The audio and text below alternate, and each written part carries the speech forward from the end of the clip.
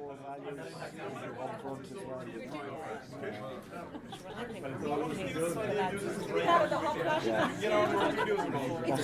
And you've seen that episode of Sex and the City? And we played county matches on the Sunday. Hello everybody. Hello. Welcome to the 10th congregation. So, thankfully I have a tiny job tonight, which is just literally to welcome you and pass you over to Joan, in Joan Mulvihill in the second, who will MC and carry the event from there. Normally tonight is normally a series of presentations, and this is the first year we kind of switched to go to the panel format for a few different reasons, but one mainly because it also kind of mirrors what happens tomorrow, which is like conversation based rather than one person presenting to everyone sitting in the audience.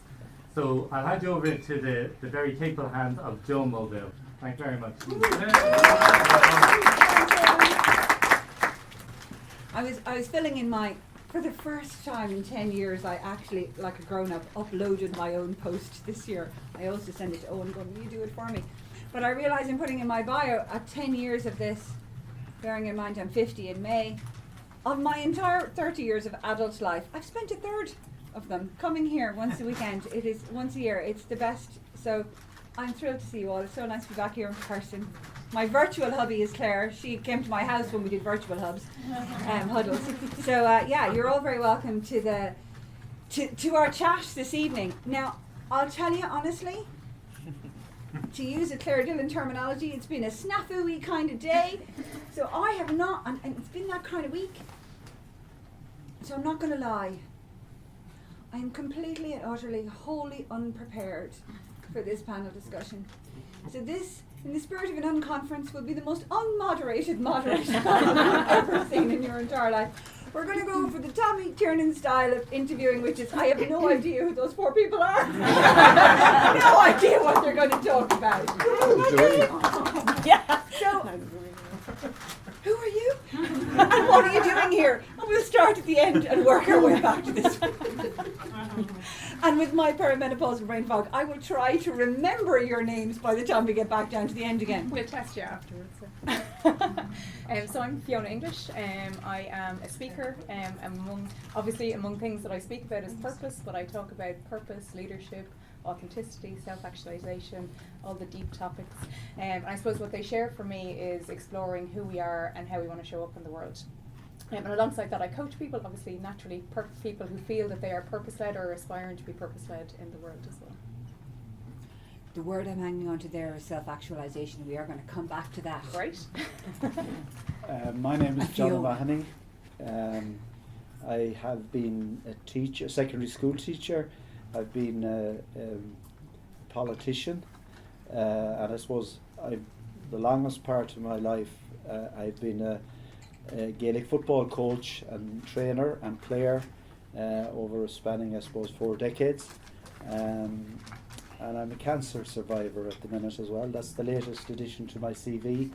And I suppose the sports coaching thing is the one that is has stretched along my whole other career parallel to the other things I was doing. So I've been lucky enough in that to be involved in winning a number of provincial titles, eight provincial titles, 8 All-Irelands at both club, college and county, and I suppose, I don't know whether there's Galway people here or not, but I had I suppose when you become a coach, your ultimate is to try and to coach a team to win an All-Ireland final, to be there on the big day in September. It was then, July it is now, and I can tell you that it lived up to what I had dreamt about all my life. So.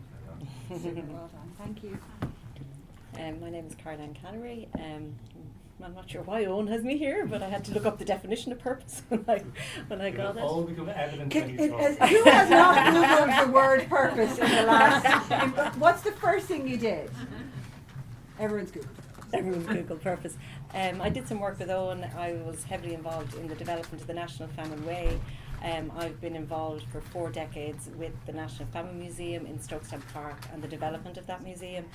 I suppose my qualifications are in theatre. I would be very interested in educational theatre. I have a childcare business, and I'd be very interested in what I would call making visible, so making history visible. So I would say the Famine Way takes the history of the famine from behind the walls of the museum and literally walks it from west to east through several communities and the space that the 1490 emigrants from Stroketown walked in May 1847. At creche level, we like to make the learning visible.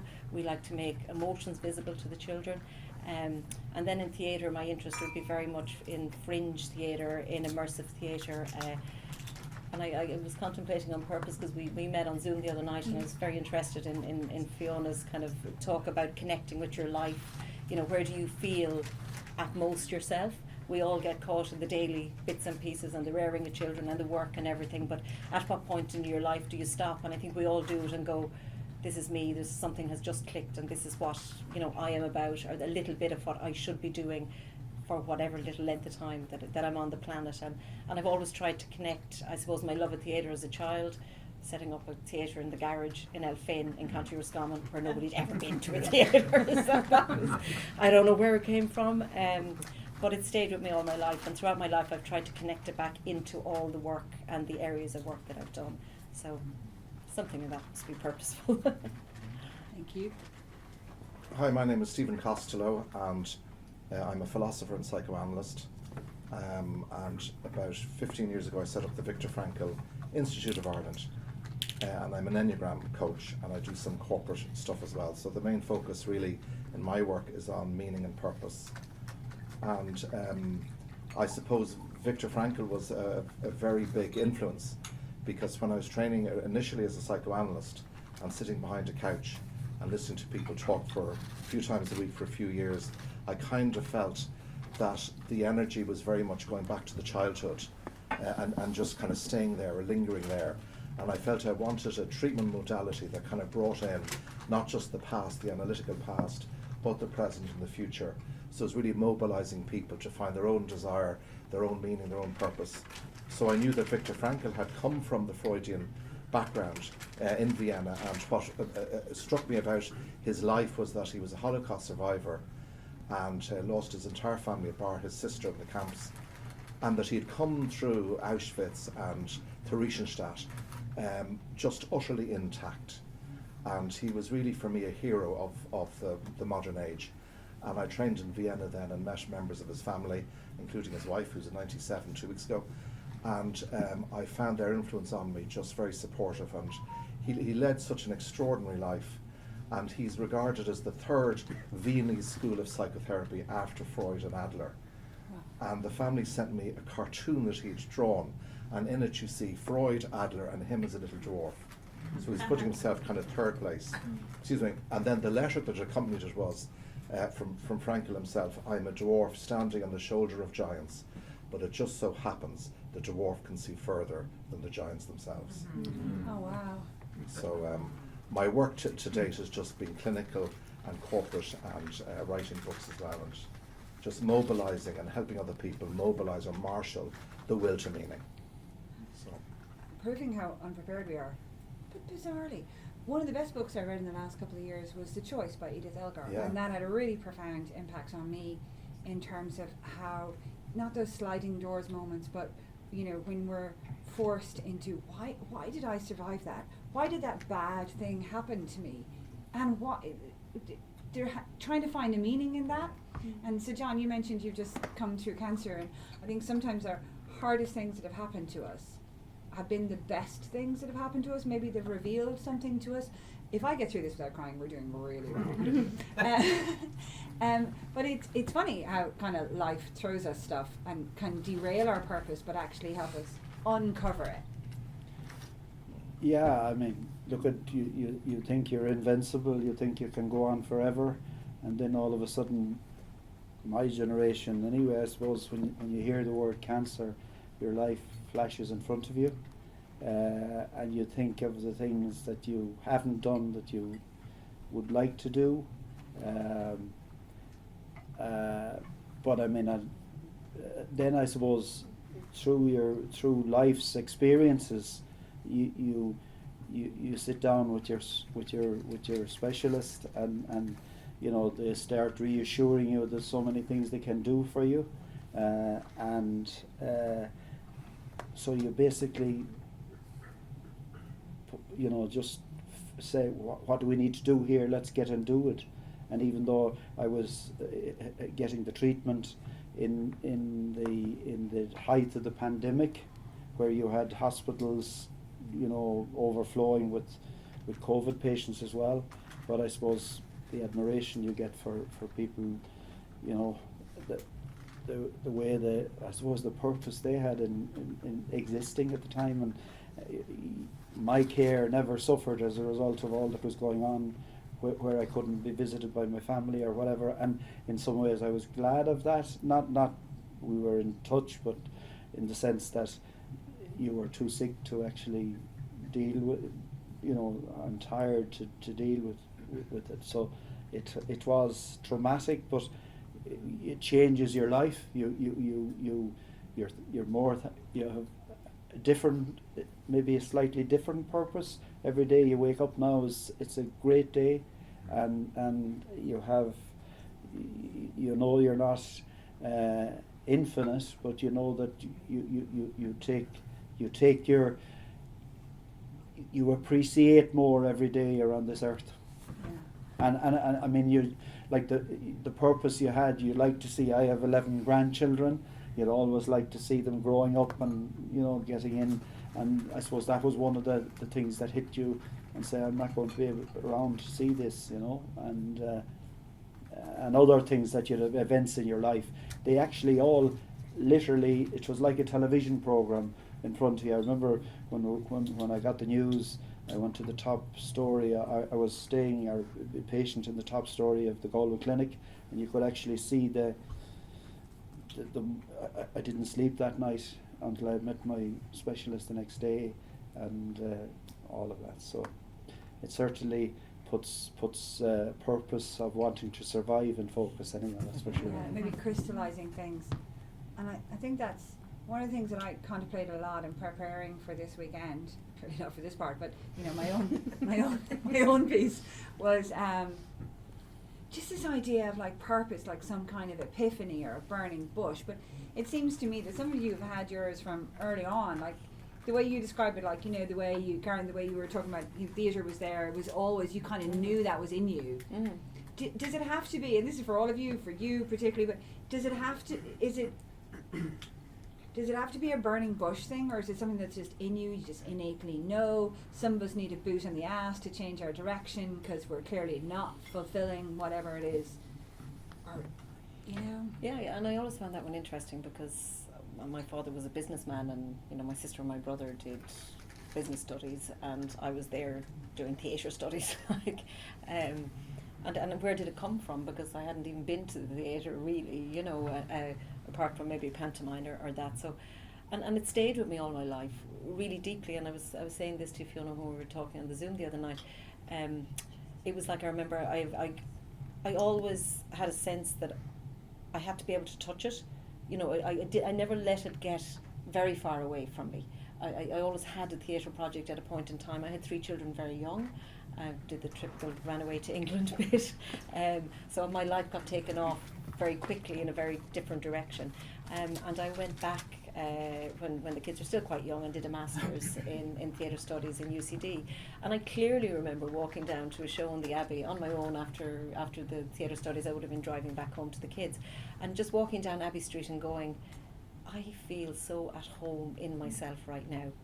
And I think I purposefully or on purpose always had a theatre project, a writing project, you know, an acting project, you know, children's workshops, educational theatre. I was never able to make it be what my career was about because I had to rear children, and it doesn't really work that way. But I was interested in that. Can your purpose be your sideline thing? Well, I mean, I remember when I was 8, I remember my father's friend in the horse show in Ballsbridge saying, what do you want to be when you grow up? I said, an actor. And he said, why don't you be a barrister? It's the exact same, there's a lot more money. Fair point. That's a good idea, and I researched it, and I was very attracted to the wig and the gown.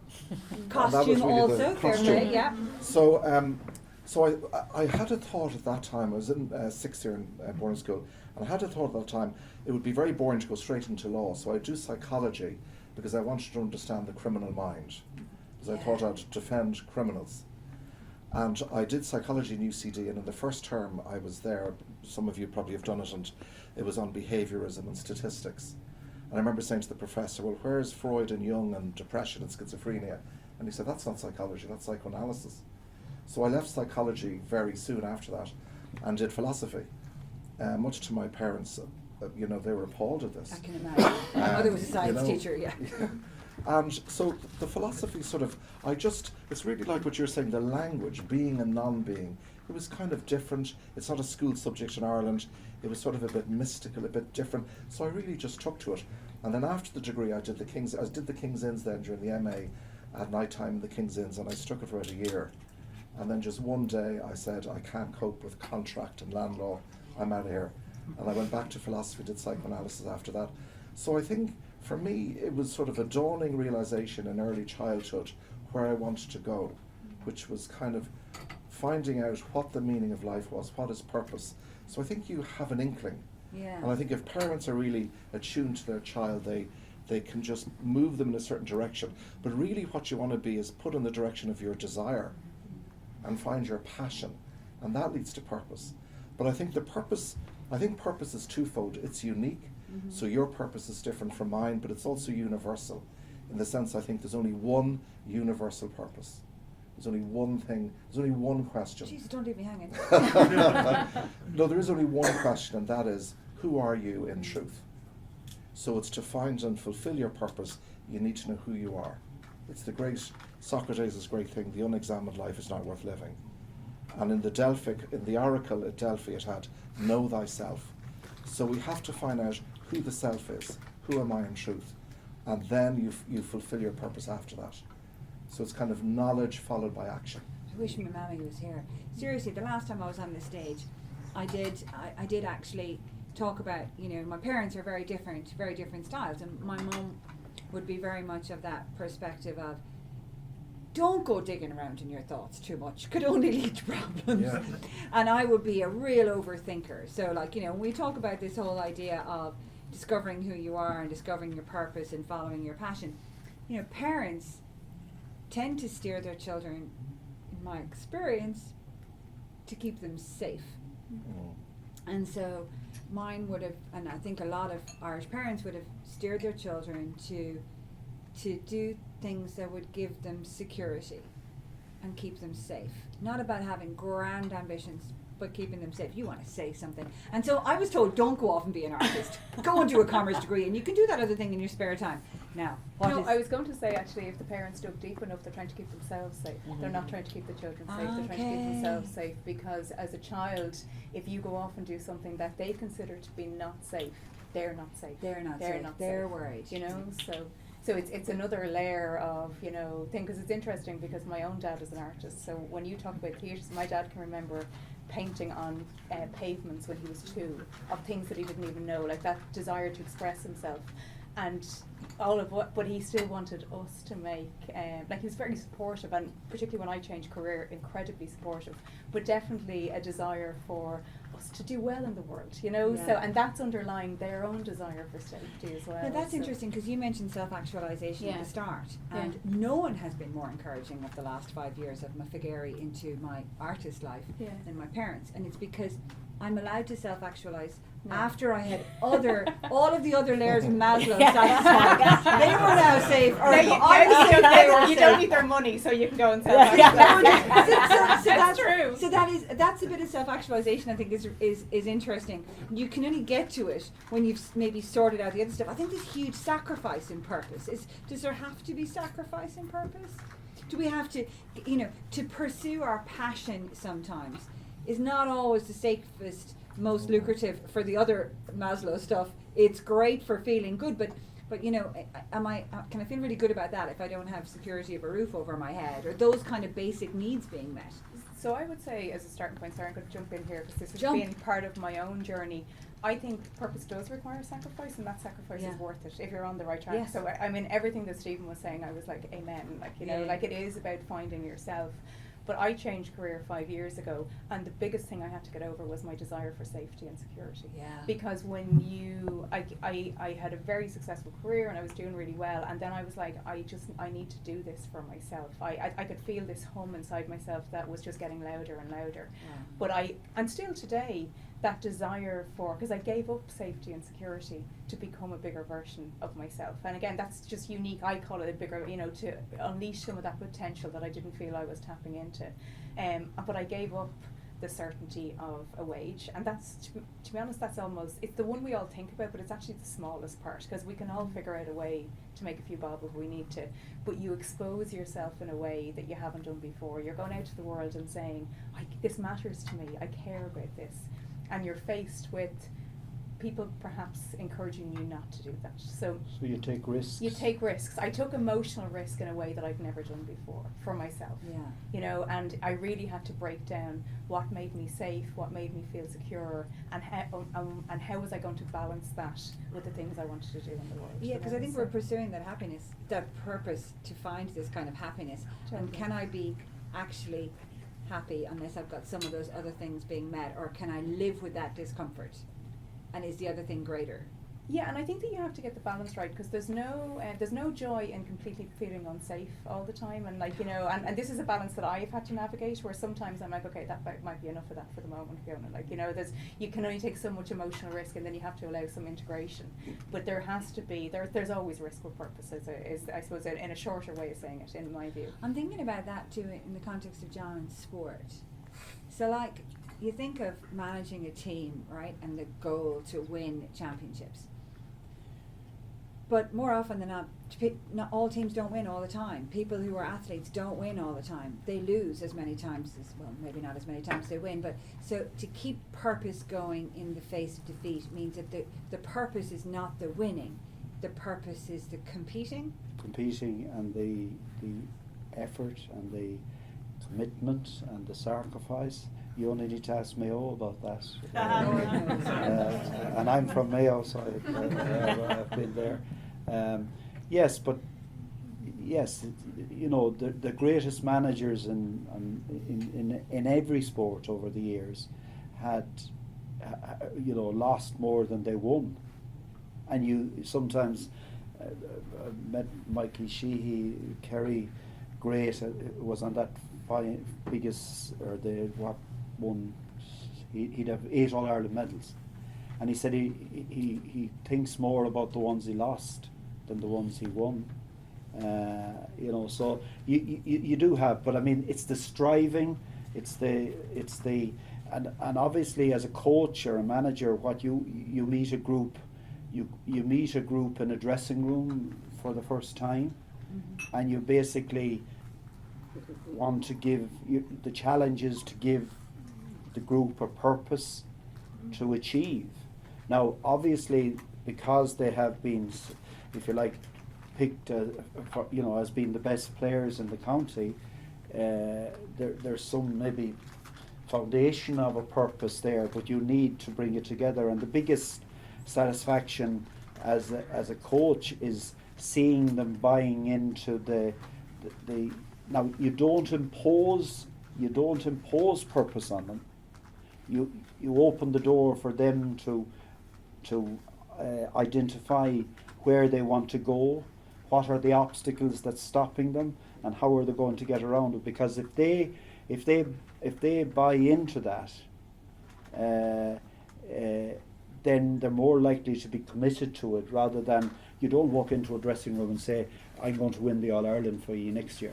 And I suppose you must have had talented players maybe who just didn't have that drive for it. And absolutely. And who would you prefer to have on the team, the guy with the drive or the guy with the talent? The foundation is the drive. The foundation is the purpose. The foundation is, I mean, if you're to be motivated to achieve something, you need a purpose. You need to believe that this is where I want to get to, and obviously, maybe that's I won as a player, I won 2 All-Irelands at underage level, but I never made it as a senior player. I wasn't good enough.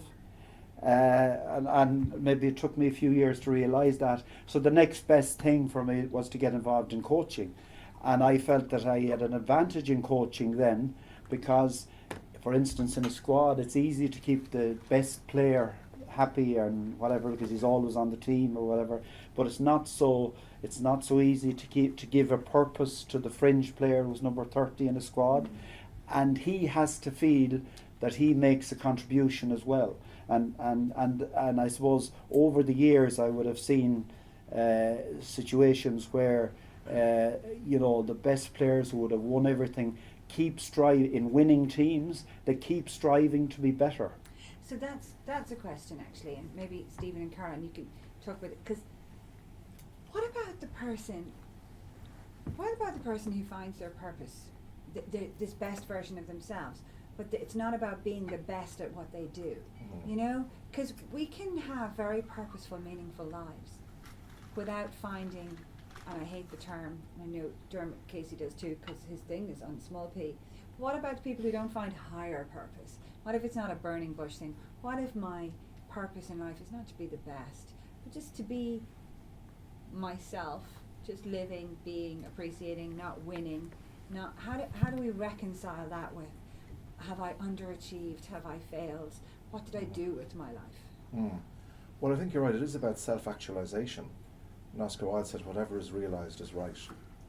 So regardless, I mean, that's the principal aim, is to realise myself completely and entirely. And that involves discipline and sacrifice and heartache.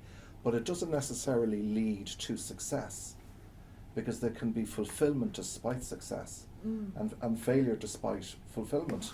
So it's about, I think the difference between meaning and purpose is that meaning is goal-oriented. Right. It has a function. It's something to do with finality. What is it for? It's for this. I mean, the purpose of work is leisure. And we don't ask, when somebody says, I want to be happy, we don't say to them, why do you want to be happy?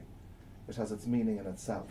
Okay. So it's autotelic. So purpose is functional, it has goals, it's specific, it's measurable, and it may or may not lead to success, but it will always lead to alignment. You'll be aligned with yourself rather than your ego. And that has its own, I suppose, happiness, in the sense of flourishing. We tend to misthink about happiness. We tend to think happiness is pleasure, or we tend to think happiness is subjective satisfaction. In fact, if you asked Aristotle what's the aim of life, he said it's eudaimonia. The word's translated as happiness, but really what it means is flourishing. So using all our innate capabilities. It doesn't mean, subjective satisfaction or pleasure. And the other thing Frankl says, which I think is interesting about success, he says, don't aim at it. Success must happen, and the same with happiness can't be pursued, it must ensue. So it happens, if it does, as a byproduct or side effect of engaging in meaningful tasks. So it's the journey rather than the destination. Yeah. And the reason I was saying that to Caroilin as well is because you specifically mentioned fringe. Yeah. And actually you talk there about the setting aside of ego, and in fact I even put it in my own post about tomorrow. Is there something noble about putting aside ego in the context of purpose? And if you're choosing fringe, you're not necessarily choosing, I want to win an Oscar. Yeah. And I think when we're younger, maybe some of that comes with age, and I've reflected a bit on this because like when I was younger, my interest in early years education and all the work I did in drama and education, I wanted to change the school system, and you kind of realise that's not reality as you get older. When you're younger, you think you can, and it's a kind of so the part of that I did was in setting up the creche. I trained specifically in multiple intelligences, and I worked in Project Zero in Harvard, and I get great pleasure now out of seeing the children in that one creche. Do you know what I mean? Yeah. And I'm happy with that now, and that gives me contentment. But if you asked me in my 20s, when I was writing all the papers about how to develop morals, the morals in 8-year-old children through drama, drama structures or whatever, I probably, my aim was higher. And I think we're more competitive at certain stages as well. And you begin to be, I suppose, if it aligns. like something very simple.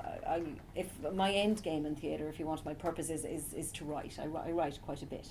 And during COVID, I submitted a piece for Dear Ireland to the Abbey.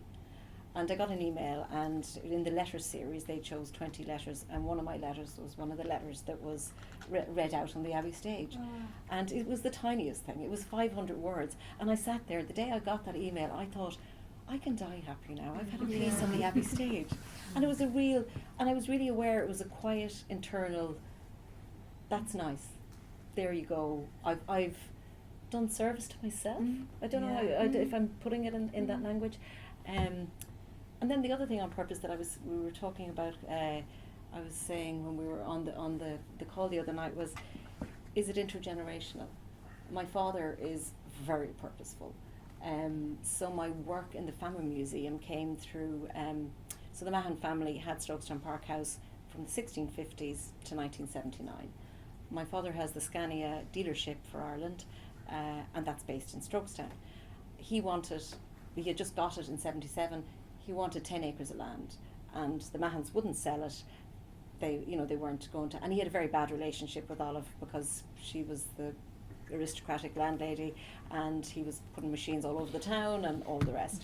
And there was lots of issues and rows. But at a point in time, then they decided they were going to sell in 1979, and Olive said to Dad, I think you ought to consider buying it, Mr. Callery. And he was like, I don't know, what's this about, like? But he went away and said, okay, I'm never going to get that 10 acres unless we buy the house. So we'll buy it, we'll sell it on, and we'll keep the 10 acres. But he allowed her to live in it for 2 years because he thought that'd be strategically clever. During that 2-year period, he got to kind of know her quite well. And on one occasion when she was away, he said to her, do you mind if I go in and have a look around? And he said, of course you can, Mr. Callery, the house is yours now. And on that weekend, he went into one of the back rooms, and there was just boxes of paper, ceiling to floor, rain coming in through the roof. And one of the first, he said, papers, he opened a box, and one of the first documents he took out was a famine plea. And it was from the townland of Clunahee, where my father lives, where his family have lived for hundreds of years. And it was from 1846, and it said, we're starving, we have no food, we went to the border works, they turned us away, we don't want to do anything contrary to the laws of God or the land unless pressed to by hunger. And he put the document back in the box, and he went to Olive, and he said, at the time they were about to, Mealy's were doing an auction to sell off all of the contents of the house. And he said, I'll buy the contents of the house if you leave the papers. And in that moment he knew he was going to tell the story of the famine, which hadn't been told at national level at all, and isn't really the business of a private person. So from 1979, 1980, he has hugely dedicated a lot of his personal life, and still is massively involved. Actually, he walked the famine way with me at 87 years of age in 2020, all 165 kilometres. And so I was kind of saying to Fiona, is it intergenerational? Can you pick up purpose from purposeful parents, or Wait, can you stumble across it like that? You're never going to do that, Lila. I found that letter. Yeah. Sometimes the serendipity. Well, I always say, did he find it, or did it find him? Yeah. Because he was the right person in the right place at the right time, with the wherewithal to tell the story. Yeah, I suppose someone else could have found that letter and not had that soulful reaction to it in some way. But is there something in that cosmic sense of it all that sometimes our destiny or our purpose can find us, or that, as I said at the start, when bad things happen, is it because it was meant to bring us to this other place, this thing? I know Viktor Frankl will always stress the meaning of the moment.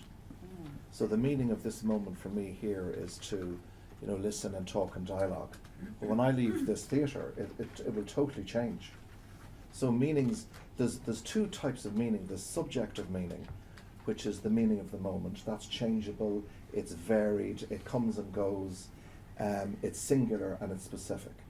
And then there's ultimate meaning. And ultimate meaning is objective and non-changing. And that's where you bring in kind of a religious purpose or cosmic purpose. Yeah. So I think you have to distinguish between subjective meanings, the meanings of the moment, and objective meaning, the meaning of life itself, and the meaning of my life. So we've got to, in a sense that if meaning can be detected in the world, we've got to assimilate it for ourselves. So we've got to put the M-E in meaning. It's got to be my meaning. So there's two aspects. There's individual meaning, which is unique to all of us, and there's a universal meaning. Yeah, it's funny because I have a real belief in maybe acceptance. That wherever I am is exactly where I'm supposed to be. And so I remember being at the top of Francis Street one day randomly with my uncle, and he's not married and he doesn't have children. And he expressed at that time, a couple of years ago, regret about that.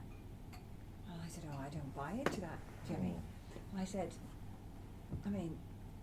right here, I just have this belief that if I'm sitting here, right now, and I can smile, then every choice, every course of action in my life, all the bad stuff and all the lovely stuff, everything brought me to this moment. And if I can smile here now, there's not a shred of evidence on this planet that a different course of action would have brought me to a better moment.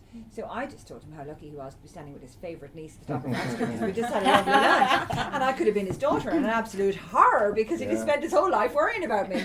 So there's a lot of, for me it's accepting, and I think that was a real turning point. I don't know for anyone else, it's not about me, but there's a turning point in your life where you just go, instead of chasing something, chasing out in this, that purpose thing, like it's an end, the meaning bit, like an end goal. It's just like, well, what if I just sat into where I am and looked at that and said, maybe this is what I'm supposed to be doing with my life, living and loving this moment.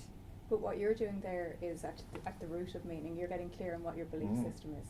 So you have to choose, and that's effectively what you were like. The question about whether it's serendipity or not is only a question that you can answer. Yeah. So like my route into meaning and purpose was through researching spirituality, because I needed to make sense of that in my life. Wow. And one of the things that you need to do for whether you consider yourself spiritual or not, if you want to have meaning and purpose, then you need to have a belief system about what you believe life is about, just for you. Nobody else has to agree with it, because then you make that, like, meaning is sense making, like, so what do you believe? Yeah, what does it mean? What does it mean? Like, so a question that I found when I was researching was, what's your relationship with the universe? So I think if you can answer that, you can answer everything, because everything is filtered through that. What do I believe? It doesn't mean that you have to believe in God or a higher power, and you can if you want, but what do you believe life is about? And then you make sense of it for yourself, and you create meaning from there. So acceptance was a shift in your belief system, if you like, that allowed you to narrate your life in a different way. Well, yeah, I think the other alternative to that was like, it's out to get me. Yeah. Which is also a belief system. So I thought it was better to put a perspective on, this is probably lovely. I had so a couple of crappy things happened to me over a period of 3 years. The stuff, the big trigger stuff. And there's a thing on my Auntie Nora's fridge door, and it said, "God only sends us stuff he knows that we can handle." And I remember turning to my mom and I smiled. I said, "He must think a lot of me," and because these crappy things had all happened. And whenever I meet somebody and they're going through a really crappy time, I said, "It's because we're his best ones." And they said, "What do you mean?" I said, "Well, loads of people couldn't handle this crap. We must be his best ones that he's sending us this nonsense." So sometimes you just, it's a bit of a joke, but it's serious in a way too. It's just like, how do I frame this thing to find a way that I can live with it and find peace, rather than just feeling very sad. You see, there's no meaning in suffering per se, in the that of suffering. The meaning happens in the how. Right. How we deal with it. Yes. I mean, John was talking about his cancer diagnosis. In my family, my father and sister got diagnosed with cancer a few weeks ago, and the shock and everything, and then there was a family death. All these just shitty things happen us. They're assaults from the world. They're blows of fate. And in themselves, they're senseless. They're utterly meaningless. So the meaning comes really, if it comes at all, in how I deal with it, in what I do with it. Nietzsche, the philosopher, said, "He who has a why to live for can cope with almost any how." Yes. So it's, what I'm going to do with this suffering. Am I going to endure it nobly and bravely? Or am I going to refuse it? I mean, Camus said there's only one philosophical question, and that is, should we commit suicide? So life stands or falls on whether we have meaning. Are you all okay there? More wine? But no, seriously, I mean, that's the question, because if there's no meaning, you would wonder what's the point of the play. And sometimes Yeah. we're only stuck in parts of it, so we only see the cancer, we see this horrible thing, we don't see the full play, in the full play of life and its magnificence. And we don't know what magnificent hour may still await us. I had this trick where I disassociated. So most of you know me a bit. So we all know, well, some of you all know. So my boyfriend died of cancer 12 years ago in March. And I remember his mother said to me, I've never actually spoken about it this calmly before on a stage, but his mother said to me afterwards, did I not feel cheated? She asked you. Yeah. And I said, no. I said, this was my disassociation of how I was going to deal with the grief. Now, it took me a while. The course of his life is that he would get cancer and that he would die. The course of my life would be that I would be the luckiest person in the whole world, that I got to meet that person and have that person in my life who gave me this great gift of love that I just decided to hang on to. And so I just chose to say, what happened didn't happen to me. It happened to him. Yeah. And this was this lovely thing that happened to me. And so I would just take the good out of that. Now that either makes me someone who lives in complete denial and delusional, but it was my way of finding the peace or living with the bad thing that happened. It's the defiant power of the human spirit. That's what you mobilised in the face of that awfulness. You mobilised the defiant power of the human spirit. And that's what people call resilience these days.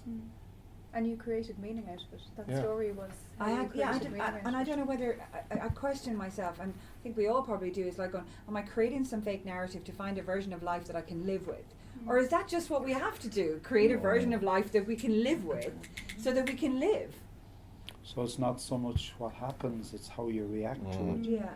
And that's what I'm hearing from both of you there, and it's that positivity, a positive reaction is, you know. Well, I agree that Epictetus, an old Stoic philosopher, said it's never the event that hurts or harms us, it's the interpretation the mind puts on it. Yes. So it's always the story we create around it. You know, if myself included, I'm always struggling with this. If we could perceive, you know, engage in perception, see things as they are, without conception, without my story interfering. Do you know what I mean? Yeah. We tell ourselves all these stories in our mind, which has nothing to do with that which is. But is anything anything without our perception of it? Like, you know, what is any of it without, we're all looking at it through the prism of our own lives. Can we look at anything objectively? Well, I mean, the way I look at that is this, that we all look at the world through different psychical lenses. And I would argue that there are at least 9 drawing on the Enneagram. Okay. But that's only if we take perception through these goggles, through the senses, and then we're located only in that which we can empirically see, sense, smell, taste, touch, the ever-changing show, the show that's put on in front of our eyes every day. And that's where our perception goes. But if we go backstage and meditate, as the saints and sages and mystics and philosophers of all ages have told us to do, well, then we can actually see things as they are in reality. Truth emerges only in the moment. I mean, in this moment, there's no upset, is there? No. Or anger or anxiety. No. So if But we could just we stay clearly in the know I present. don't have any anxiety about being on the like we just have the chance. But just in the moment, there is Yeah. no anger, there's no anxiety, there's no depression, there's absolutely nothing to worry about in the moment. And the only way we can access that is when the ego is stilled, because the ego loves having or doing. I mean, if you think about the 3 modes of human existence, having, doing, and being. So the ego is always about having or doing. Whereas if you just sit still and deprive the ego of its own oxygen, doing and having, then in that stillness a deeper reality emerges in the being. Yeah. And that's when the self, the deep self, the true self comes to the fore and the ego is stilled. And that leads into meaning and acceptance and gratitude, and that's where we really want to be. So You know, when people say, where should we look for to find our purpose? You can never look for it in anybody else, because they're not you. You know, life isn't transferable. So we've got to look for it in three sources. The first is we've got to look for it in sacred scripture, in all the sacred scriptures of the world, because they have given us an anatomy of the psyche. And then we look for it in the words of the wise, so in the philosophers and poets and artists of all time. And then we look to it in ourselves, the self, not the ego, this deeper self. So they're the three sources where we must go to look for meaning and purpose. And that's the purpose of self-actualization in a nutshell. So when you asked about that earlier on, Maslow himself would have viewed self-actualization and authenticity as the same thing. So we're not trying to climb a mountain or a pyramid that he didn't even construct that himself, somebody else did. What he said, we're trying to come back to ourselves, that we're born our true self. We go out into the world, it makes us, you know, we try to fit into boxes and everything like that. The journey is to come back. That's the mountaintop, is yourself. It's funny actually you say that about coming back. I remember, you know, we talk about that higher purpose, you know, that bit that you had in school and keep coming back to it, and you wanted to change the world. My mum came into my room when I was 17 and bawling my eyes out and thought, oh my God, she's too stressed about the Leaving Cert. And I'm going, no, I was captain of the debate team in school. We were doing the concerned debates and the world was a mess, and I was bawling my eyes out because I felt this, what am I going to do to fix it all? And then she needn't have worried, because then I became 19, 20, went to college and became self-absorbed like every other decent teenager. You know, and I was just really worried about my own life. And you go through all of that for years, and it's that ego bit, you're chasing the having and the doing. And then there's that part when you get back to who you were and what you really care about. And it's not that I don't care about serving the whole world, but in part of that ego bit you put aside, or for me it's like going, I'd be quite content in my life if I got to be happy with the people in my square miles, you know, in the people that are in that your crash, you know, or our constituency of whoever that is, our friends or our family or our communities, to do it for that. I realise, I'm very conscious of this, in the spirit of that community and that need of everyone else's stuff. We have 4 really insightful people here on this subject, and I want this to be as unconferencey as it can be. So I've shared a couple of my personal stories, totally selfish, indulgence thing, but more because I wanted to understand it better, and I can't give hypothetical examples because it's not real. But does anyone want to ask a question other than me? Because I'm sure you'd be very happy, and I'm sure Owen would think that's cool too. Owen, is that cool too? That's cool. That's cool. Okay, we have a question in the back. So I have a number of questions. One of the questions I want to ask you, maybe this is a misperception I have when you ask the question around who are we truly. And I hold truly the raw love. I hold that's when we peeled away the onion, all we are is love. Apart from maybe psychopaths and sociopaths. I don't know what they are. Is that wrong, or is that incorrect? So let's say if you think you're the body, and a lot of us do. You know, we look in the mirror, we think, that's me there. And I remember with my 8-year-old nephew, who's now 11, we were in my parents' house, there was a mirror, and he said, we both just stood in front of the mirror, and he said, that's you there. I said, that's not me. And he said, well, that's me there. I said, that's not you. He said, what are you talking about? I said, that's an image of you. Now, that's just a small example where you can introduce something other to a child. He was kind of fascinated by that. I was dismissed by other members of the family. But very early on, we are told that the I, that our identity is linked up with our bodies. But I mean, I have a picture that I was given a week ago of myself when I was 6. And I mean, I just didn't recognize myself. I know it's me, but it's me, but it's also not me. So there's something in me that's more than my bodily being.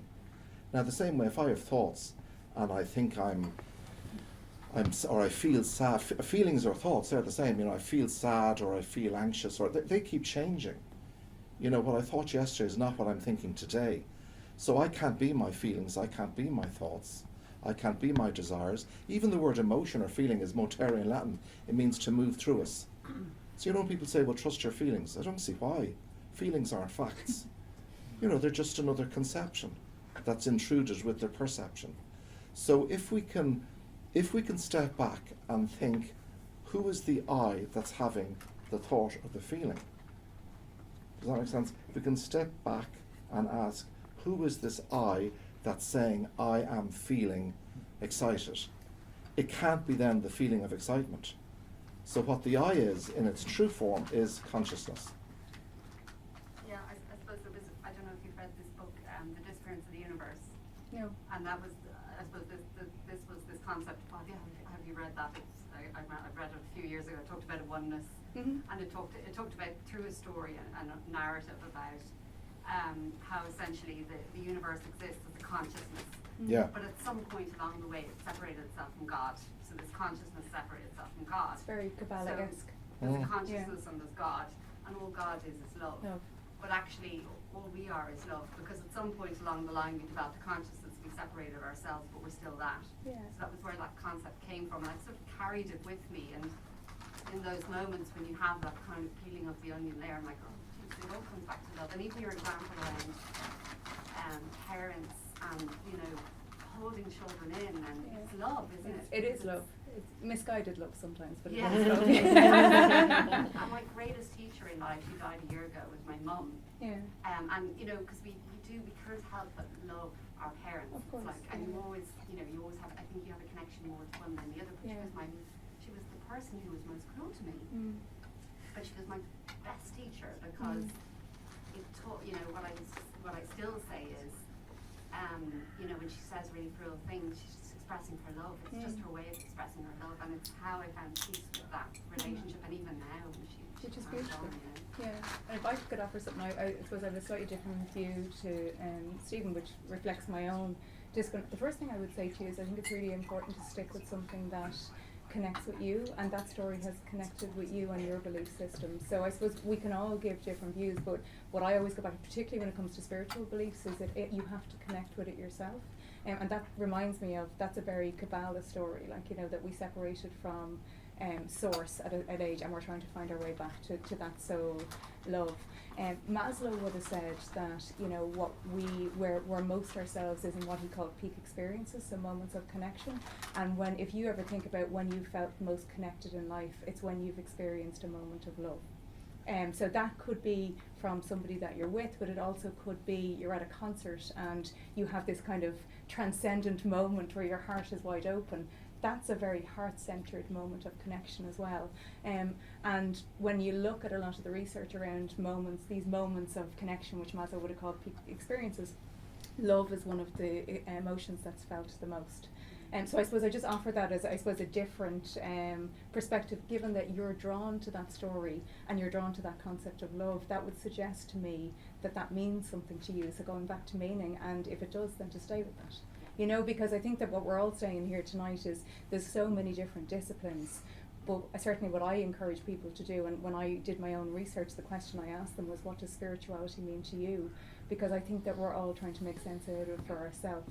So if that means something to you, then I would stay with that, because you're closer to that yourself.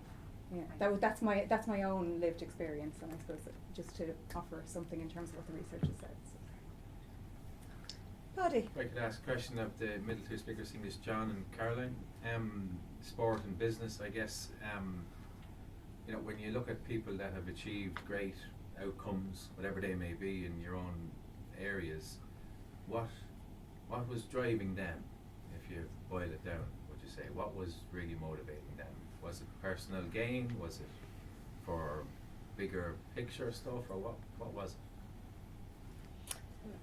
I suppose in relation to something like Stroketown Park and the Famine Museum, that loses ridiculous money every year, so it was the most nonsensical thing that ever happened. So He is a financial not sure you call that advisor, just business. so you know. It's the worst business decision my father ever Right. made, but he made a lot of other very good ones. So from that point of view, no, it's interesting, and look, the creche is a business, but it's something I chose. I remember we were 15 years open recently, and I got a lovely note from somebody, one of the parents, and it said, "Thank you so much for choosing to do your investment in this way. You could have done a lot of other things in a business sense, being that you were reared, but you have chosen to do this, and it isn't the easiest. You know, we have 150 kids, which is like how many parents parents are much more hassle than the children, let me just clarify that. 300 parents or so. It's like, and I was really touched with that letter because I thought, I mean, I did it because I really believed in early years education, and I wanted to bring something, you know, to that part of the world. And the children, my manager is amazing, and I've known her, you know, my children went to creche to her, and she trained in Italy, and the Reggio Emilia system, the Italian system, absolutely stunning, beautiful, the competent child. Children, you give them choice, they learn through arts and creativity, it's all child led.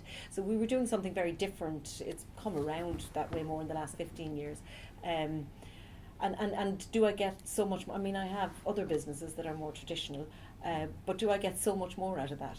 I sit on the floor in the baby room, and I couldn't care less if there wasn't a penny made at that point in time.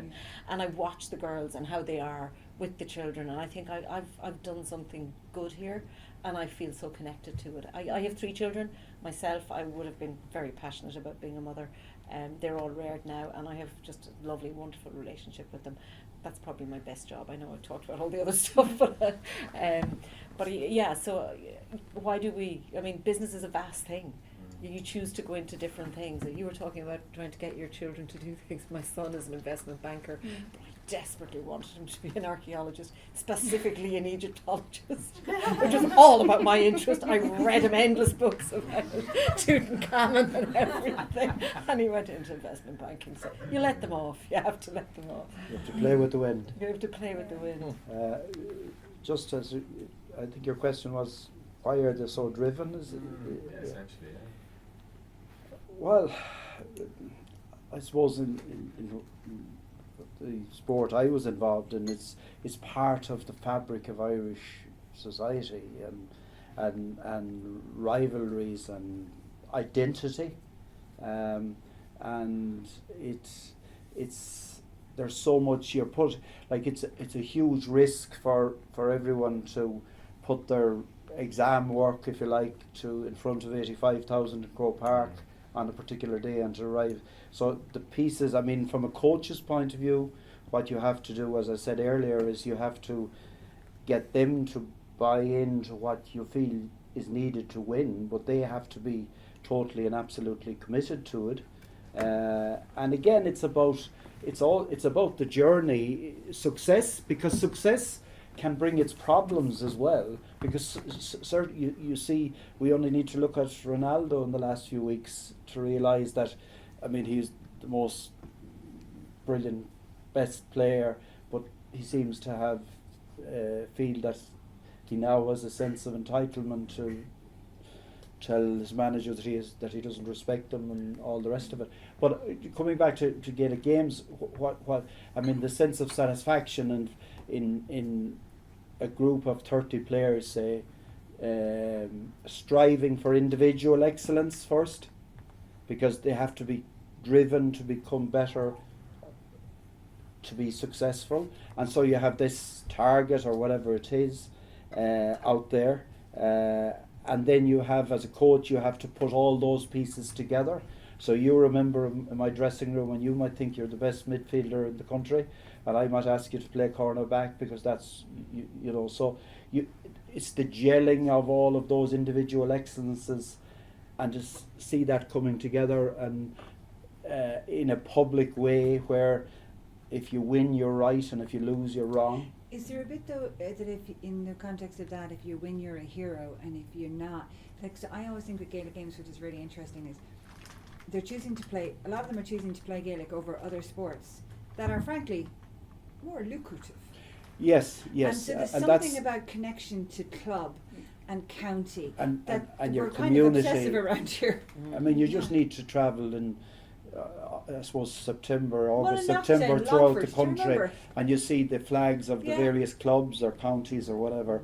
There's a huge idea, and there's no one is going to become a millionaire. It's obviously slightly better for players now. They're allowed to do endorsements and so on. That didn't happen one time, but they're not going to be able to retire at 33 or 34. But there is a sense of, but sport is fleeting too. I mean, people would come and ask me, we have in clubs and say, well, our minor team is in a county final next week, will you come in and talk to them? And well, sure, I says, they won't know who I am. Like, it's 20 years since we won or whatever. They weren't born then, you know. So sport can be fleeting, but there is the sense of acknowledgement in your county and your community, and I as a coach and a manager have got a huge satisfaction from seeing them coming together and being successful.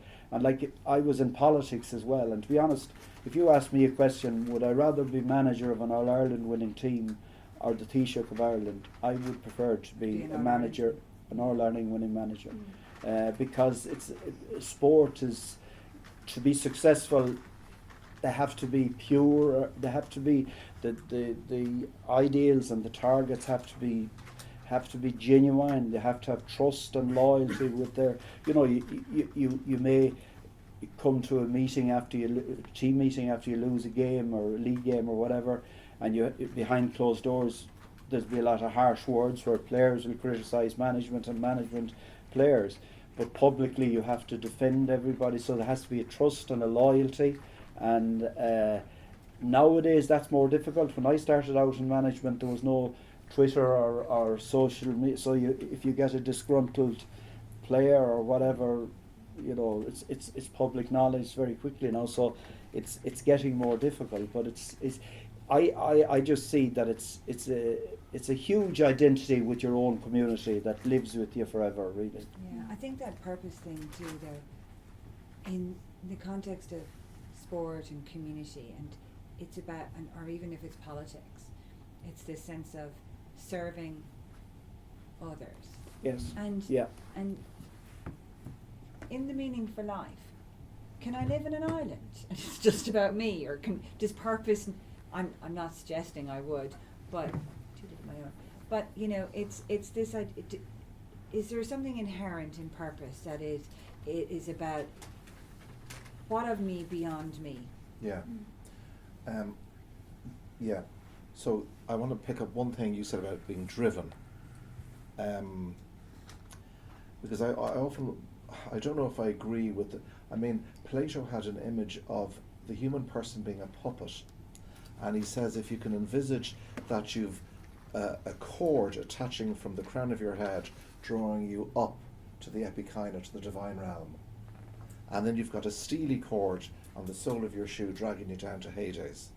That's the underworld, or hell. So in the Christian tradition, it's symbolized by heaven and hell. And we're in the middle. So it seems to me that if we're dragged down, we're going down into melancholia, we're sinking, we're visiting Hades. You know, we're dead, we're living a dead life. And when St. Augustine was 17, a really close friend of his died. And he said, the lost life of those who die becomes the death of those still living. So we're leading just a dead life if we're dragged down to Hades.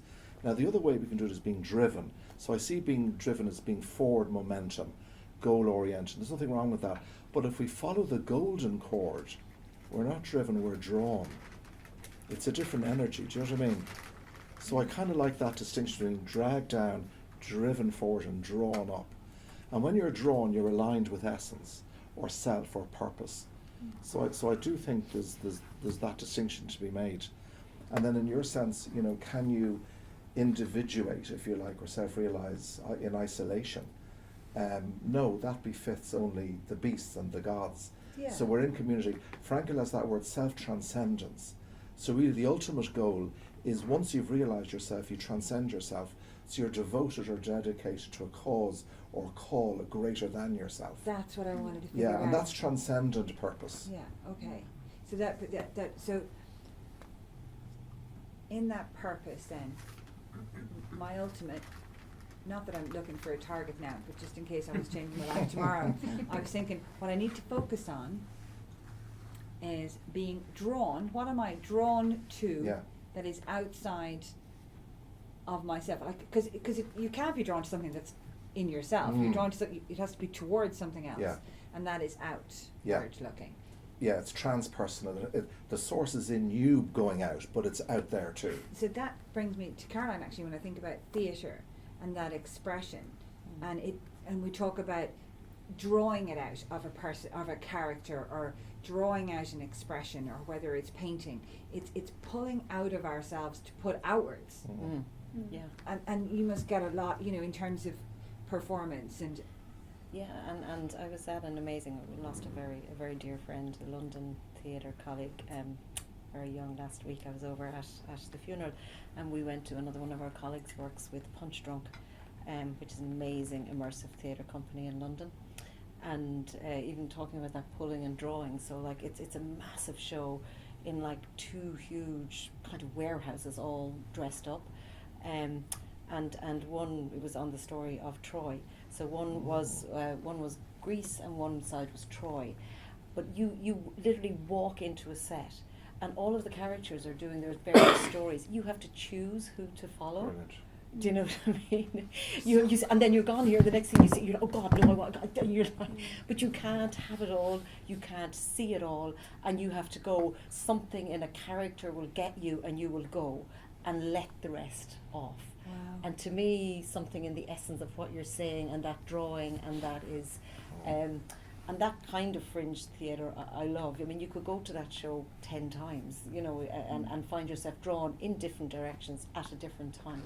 So it's what's pulling you. It's a hook. Yeah, and it's and it's really visceral there, because they're walking, and you literally have to make the decision to move. But isn't there something lovely and reciprocal about that?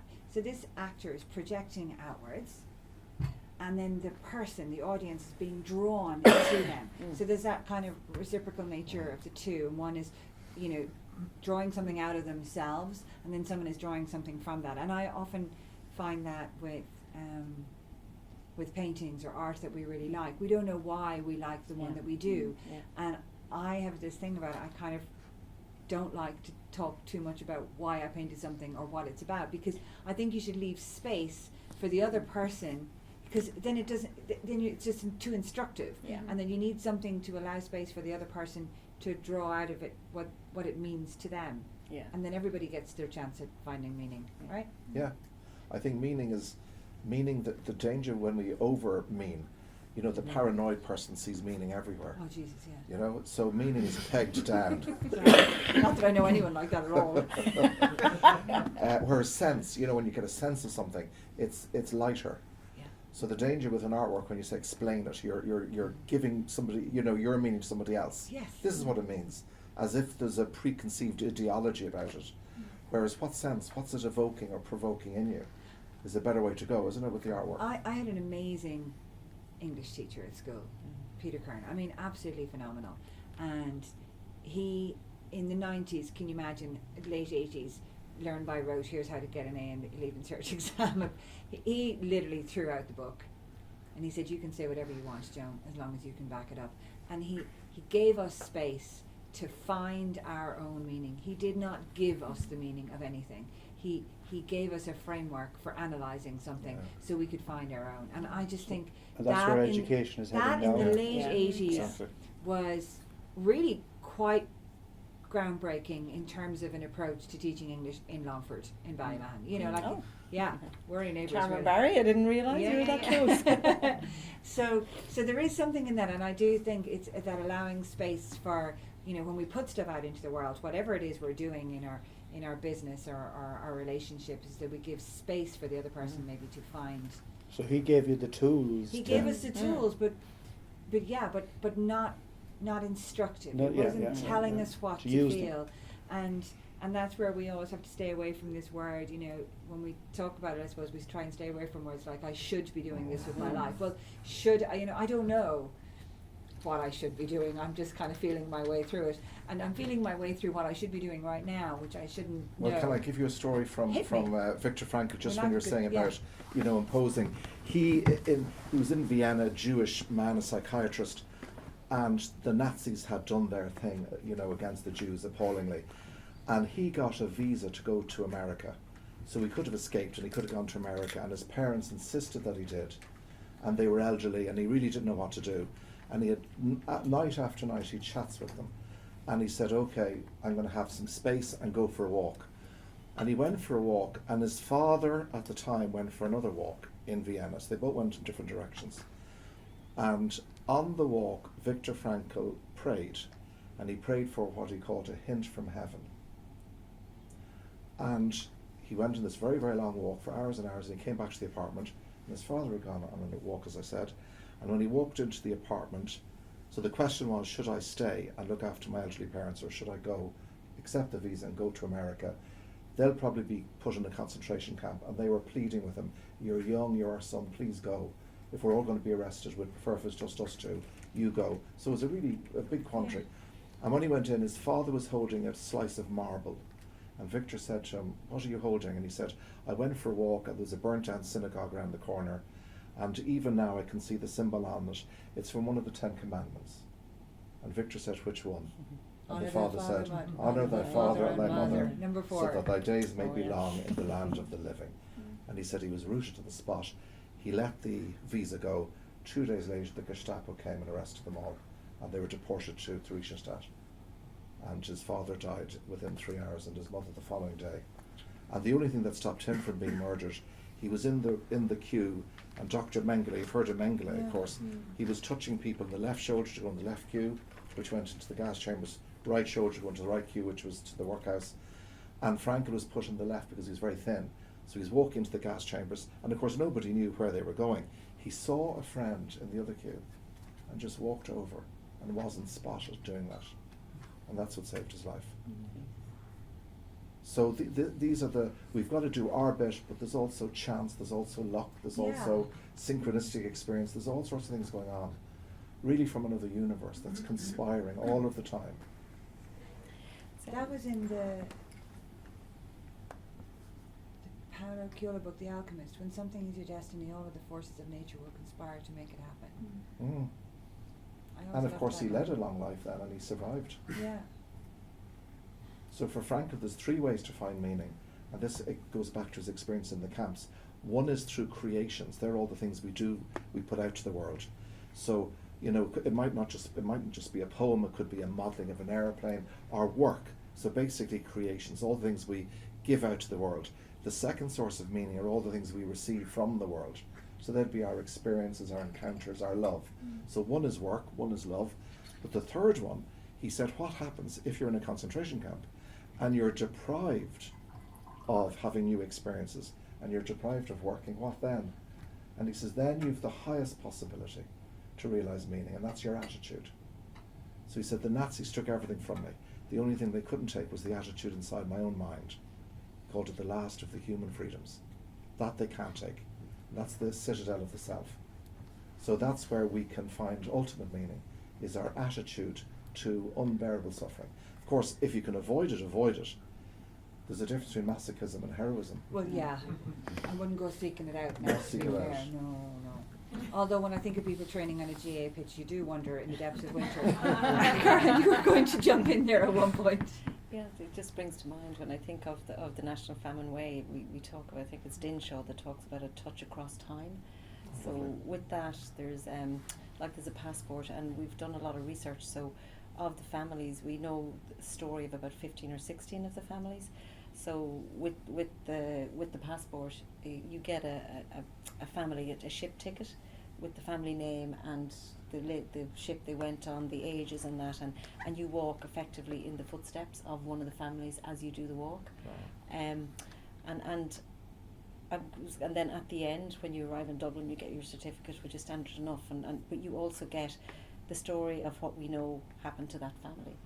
And it's I've done the walk a number of times, obviously, and it's amazing in the moments and in the silences that you almost slip, like you talk about invoking ghosts, you almost slip into the shoes of that family, and you really begin to take on a bit of their story and that mantle, which in the sense of self, yourself almost slips, but it must connect to your sense of self as well. That piece of epigenetics, so that bit of carrying trauma from one generation to another, and how that maybe impacts and changes our purpose, or what we find in ourselves, or the things that we are drawn to. Is there something in some of us that are drawn to different, to be drawn to something? It's a response to a stimulus, whether we're hydrotropic or phototropic or whatever. What are we drawn to? And is there something in us, and that, as you said, that intergenerational thing, or through epigenetics, whatever, are we drawn to particular stimuli that trigger us, or that inspire us in some way? Yeah, and the first year we did the walk, it was just to be a commemoration walk. It wasn't meant to turn into a trail, but it was really interesting because in the local communities we had said, look, just come out and walk a bit with us. And I was really fascinated because people came out of houses along the canal, and people that I say weren't interested in history, and they literally, they were just walking alongside you talking, and you knew they were just trying to touch that story that was so central to us, like to our modern history. And I found that fascinating because you could feel that in them. A lot of the time they couldn't even express why they had arrived out to walk with you, you know, and that really touched me that time. I thought there's something in this that I couldn't even baffle out fully, but I could still understand. And it's like what Stephen's saying, it was to experience something. Like sometimes when we try to put words to it, we can't, but there was something in them that they wanted to experience, which I think is the question that you're asking. Yeah. Because I think that we all know the things that we want to experience. We all know the things that we're drawn to. And one of the problems that we have, and certainly I did this myself, so I've lived it firsthand, is we're trying, there's a huge thing at the moment about, you know, find your purpose, or like what's corporate purpose and everything like that, but that's all looking for someone else to find it for you. Like, you know, like I agree that, and I do work on the corporate side myself, but like, you know, it's back to you. Like, you know, if I look through my life, because like you're a financial advisor, because I worked in investment banking for nearly 20 years, so I have a completely different career now. But I can remember at 15 reading books on Maslow. Like, you know, I can remember being interested in spirituality, but almost rejecting that part of myself. So I remember when I went and I left the corporate world, and I went and researched spirituality, like loads of people were like, what? Like, you know, but I myself knew that this was the right thing for me to do, that there was a call inside me that I needed to know more about this. It wasn't the topic that you would pick to make loads of money, but it was the topic that I picked to fulfill myself. Yeah. You know, and it led me then down further. So you kind of have to follow those whispers and just trust that you'll get to where you're supposed to go. I have a colleague in the UK, and he introduced me to the term flaneuring, just being flaneuse, and I'm a big flaneuse. You know, do you have a plan? No, never had one. Don't actually have any intention of ever finding one, to be honest with you. I'm quite happy to be attuned to what's happening around me and just find as I'm going along what it is I am drawn to, or kind of just discovering that. And I find It's worked out for you. it kind of works out for me. So far so good. Well, you know, relatively speaking, how are we all doing? Has anyone got any more? Oh, we've got another question. We've got another question. More of an insight than a question. I'm struck by the fact that every single person talking about purpose here is talking about other people. Yeah. None of us exists with any purpose unless it involves other people. You talk about Viktor Frankl. He didn't exist on his own without his parents. And it's like what you were saying about us all being connected. And maybe it's an old hippie thing, but I do think we are all connected. And as somebody who teaches, I teach intercultural awareness, but I'm get heavily involved in racist topics and all that. To me, it's laughable, the whole racist idea, because every single one of us is I drew a diagram one time. If you draw your family tree, it's an upside down pyramid, you at the bottom going up like that. Draw the whole history of the world, and it's a triangle like this. And all of those upside down triangles have to fit in. And eventually, as they get towards the top, they're all crossed over. So none of us are separate. And every single one of us who has a purpose, it's connected to other people, never just to ourselves. Yeah. Well, that poem by John Donne, isn't that, you know, for whom the bell tolls? Do not ask for whom the bell tolls, it tolls for thee. Yeah. You know, no man is an island. That was my blog post for here 2 years ago. Oh, indeed, yes. Brief myself. Honestly, you'd think. I often throw in a poet from time to time, that great English teacher I had.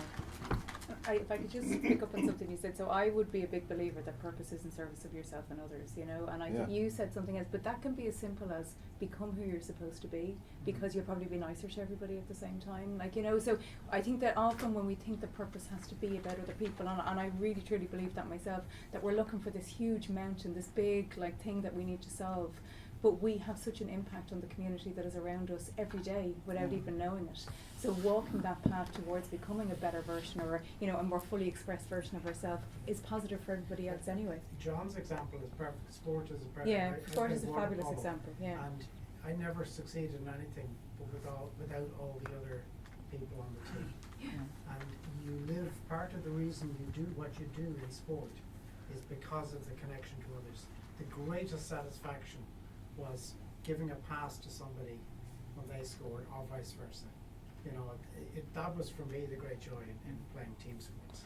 Yeah, team sports versus individual sports. I mean, the loneliness of the long distance runner, as it, and the aspects of individual sports, I never fully experienced, because it's just team sports, but there is some differences, obviously. Yes.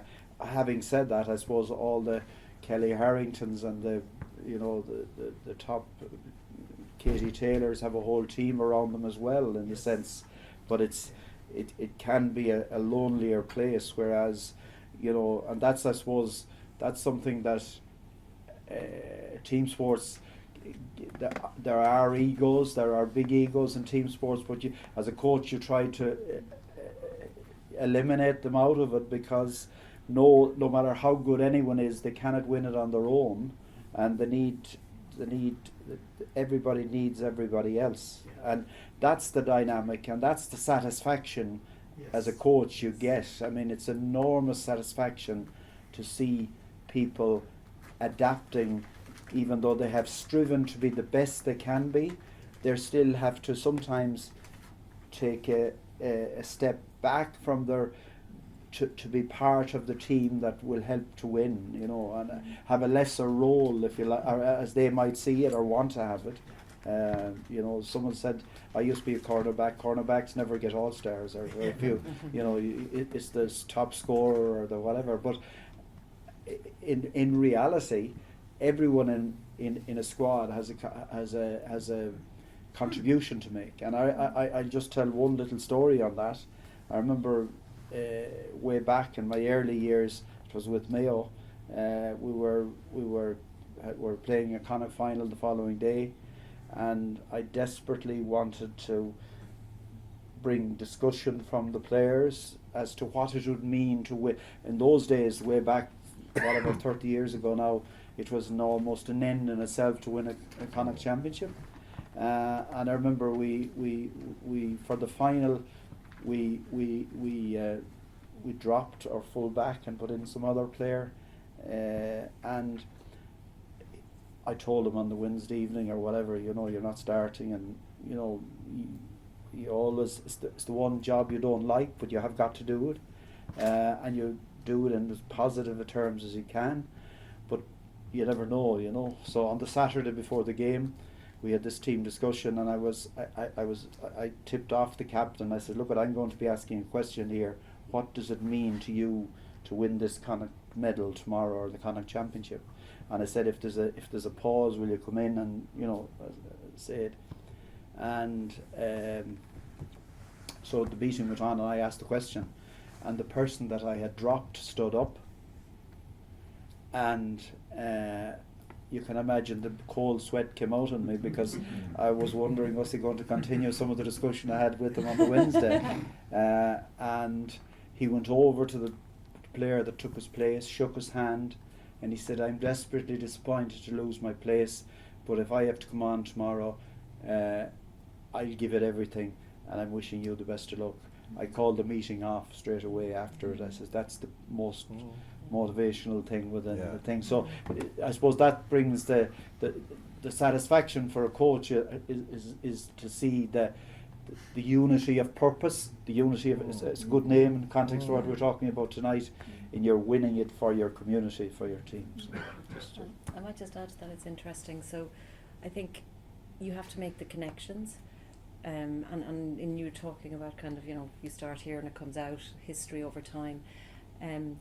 One of the outreach projects that would be very close to my heart from the Famine Museum is that we work with New Horizons immigrants group in Athlone, Jerry Callahan, who's wonderful there, and on the second day of the first year that we did the walk, I was in Ballincarrigy and the team were taking off, and I got a call, and on that phone call I was told that a ship had overturned in the Mediterranean Sea and 600 emigrants had been drowned, and that was 2015. And I knew of our 1490 that 600 of them were going to be buried at sea, and I couldn't get my head around how, you know, how does the mode of transport become more dangerous than what you're fleeing? And you know, our past is someone else's present, and is that good enough nowadays? And how is it still the same thing all over again?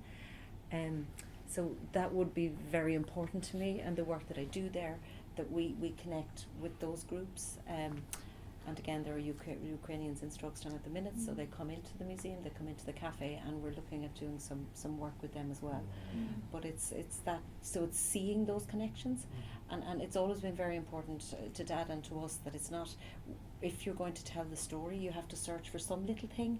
You're not going to change the world like you think when you're in your 20s, but you have to find something that will say to the world, there's some little thing we can learn to try and not make this as bad, or add something to the education of it. So it is again making those connections, not going in a straight line, but seeing that we are all human, and what should be, where the dots should be drawn. Or Yeah, if I could add just one more thing, just in terms of it being of service, I think that what has happened in the world, you know, we've become very individualistic, you know, which goes back to your point, this lack of oneness and connectedness, which is rooted in the heart, that this all find your purpose, like, you know, that you're one person. If you can't connect to something else, like, you know, it just leads to more division, like, you know, so purpose in general, yes, you want to, you know, actualize into the greatest version of yourself, but in service of something bigger than yourself, and you can call that whatever you want. But otherwise, we just end up with all these, and I think that that's why listening to John, like I know that corporates try and use sports psychology a lot, but they don't adopt it as well, because they don't have, they are acting like individuals and talking about a common purpose, but they don't have the unity of purpose that sports teams have. Because like I heard Brian O'Driscoll earlier this year talk about, you know, you're always thinking about, I don't want to let down my teammates. Yeah. We don't talk about that in the same way in a corporate environment. I know from being in it myself, you know. It's also because we reward individuals. Exactly, we reward individuals, and we don't do that in our personal lives in that way. I'm conscious of time, and I'm actually conscious that we've just said the word joining the dots. You've said that, and pull it, and then this idea of a common purpose and a shared purpose. And I think that's, in tribute to Owen now, that's something that we've, I think, created here over the last 10 years, that there is a common shared purpose, or what draws us to here every year. I don't come down here to sit on my own with my blog post. I come down here to huddle with others on this finding meaning in a word that he randomly throws at us every year. But it's finding the meaning in that and sharing that with other people, and knowing that we're doing it, that we have created this community of people who have a shared value. And whether that's a shared value or a shared purpose, I don't know, and I'm not going to try to know. But I think it is as happy and good a unifying note as I can think of. You told me an hour and a half. No, we haven't. We've another half an hour. Oh, we've another half an hour. Oh my God! You gotta cut it. So can we just edit that bit and we'll stick it on at the end? Because I'm not going to do a better wrap up than that later on. Commercial break. I think there might be a few more questions. There's more questions. Well, we've got time. It's not a giraffe, it's an elephant. Did I mention that I was wholly unprepared? Can I ask you something? It goes back to one of the very first things you said about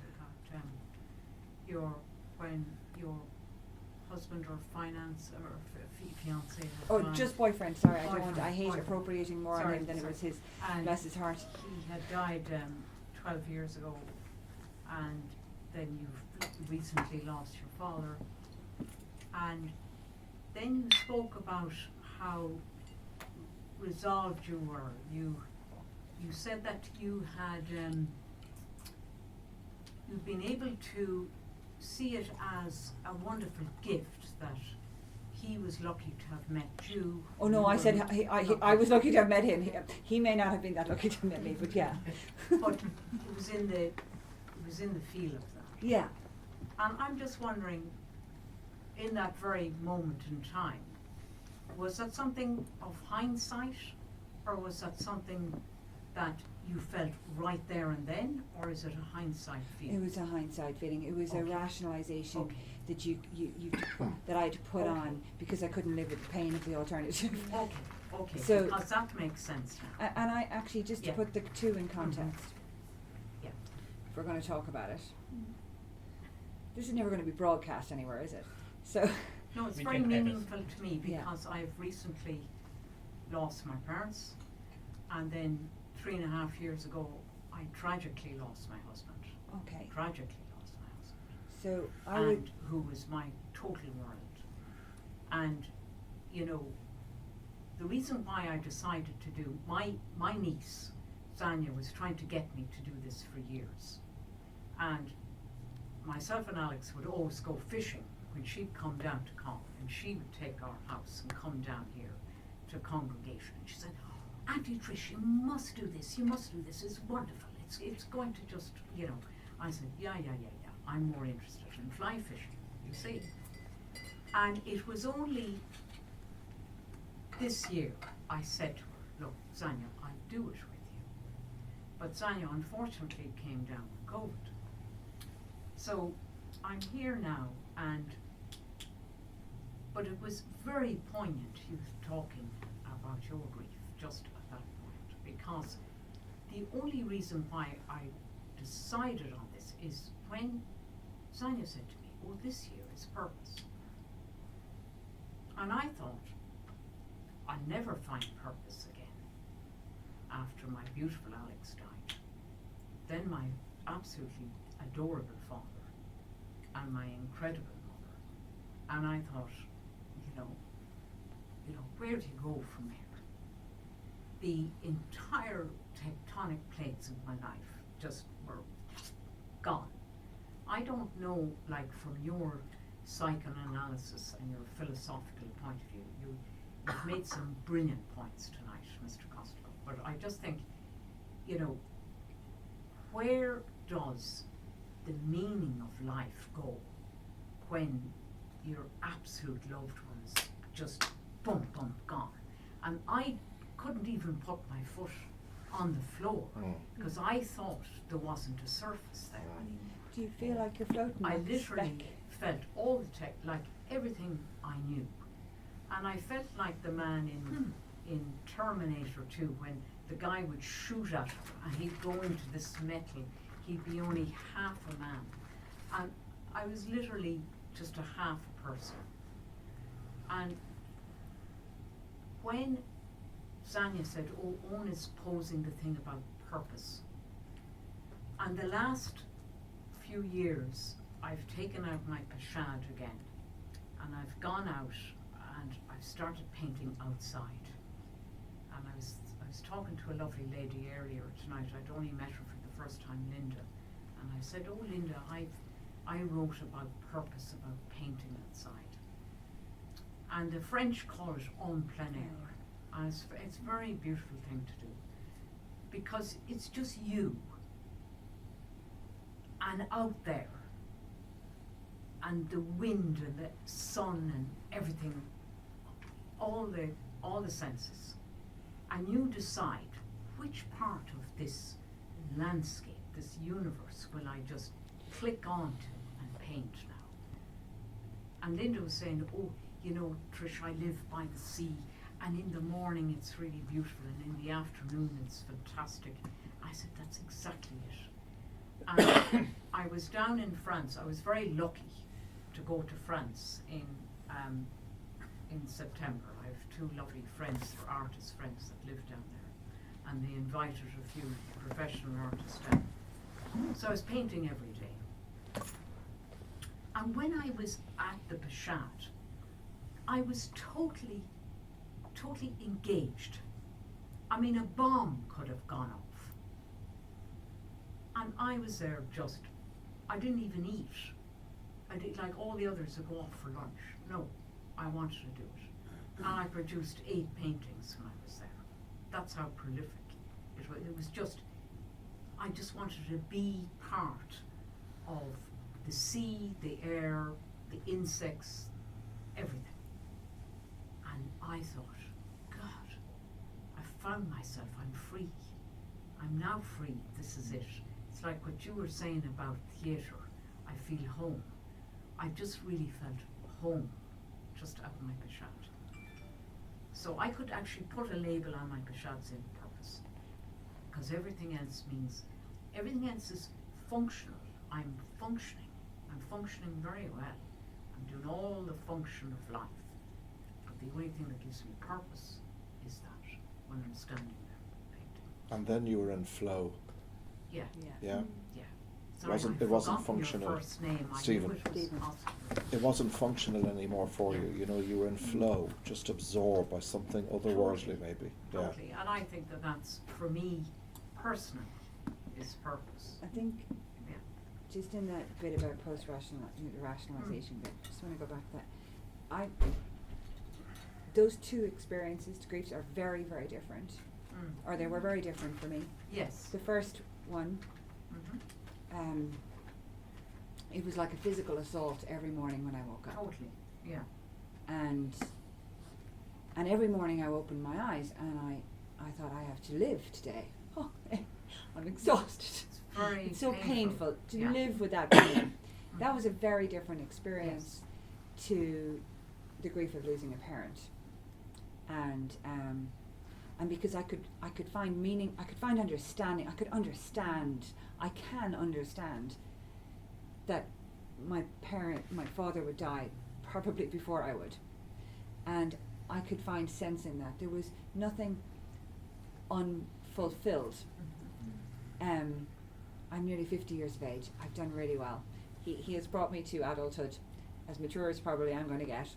And so I could understand that, and so I carry that grief in a very different way so far. Who knows what could happen?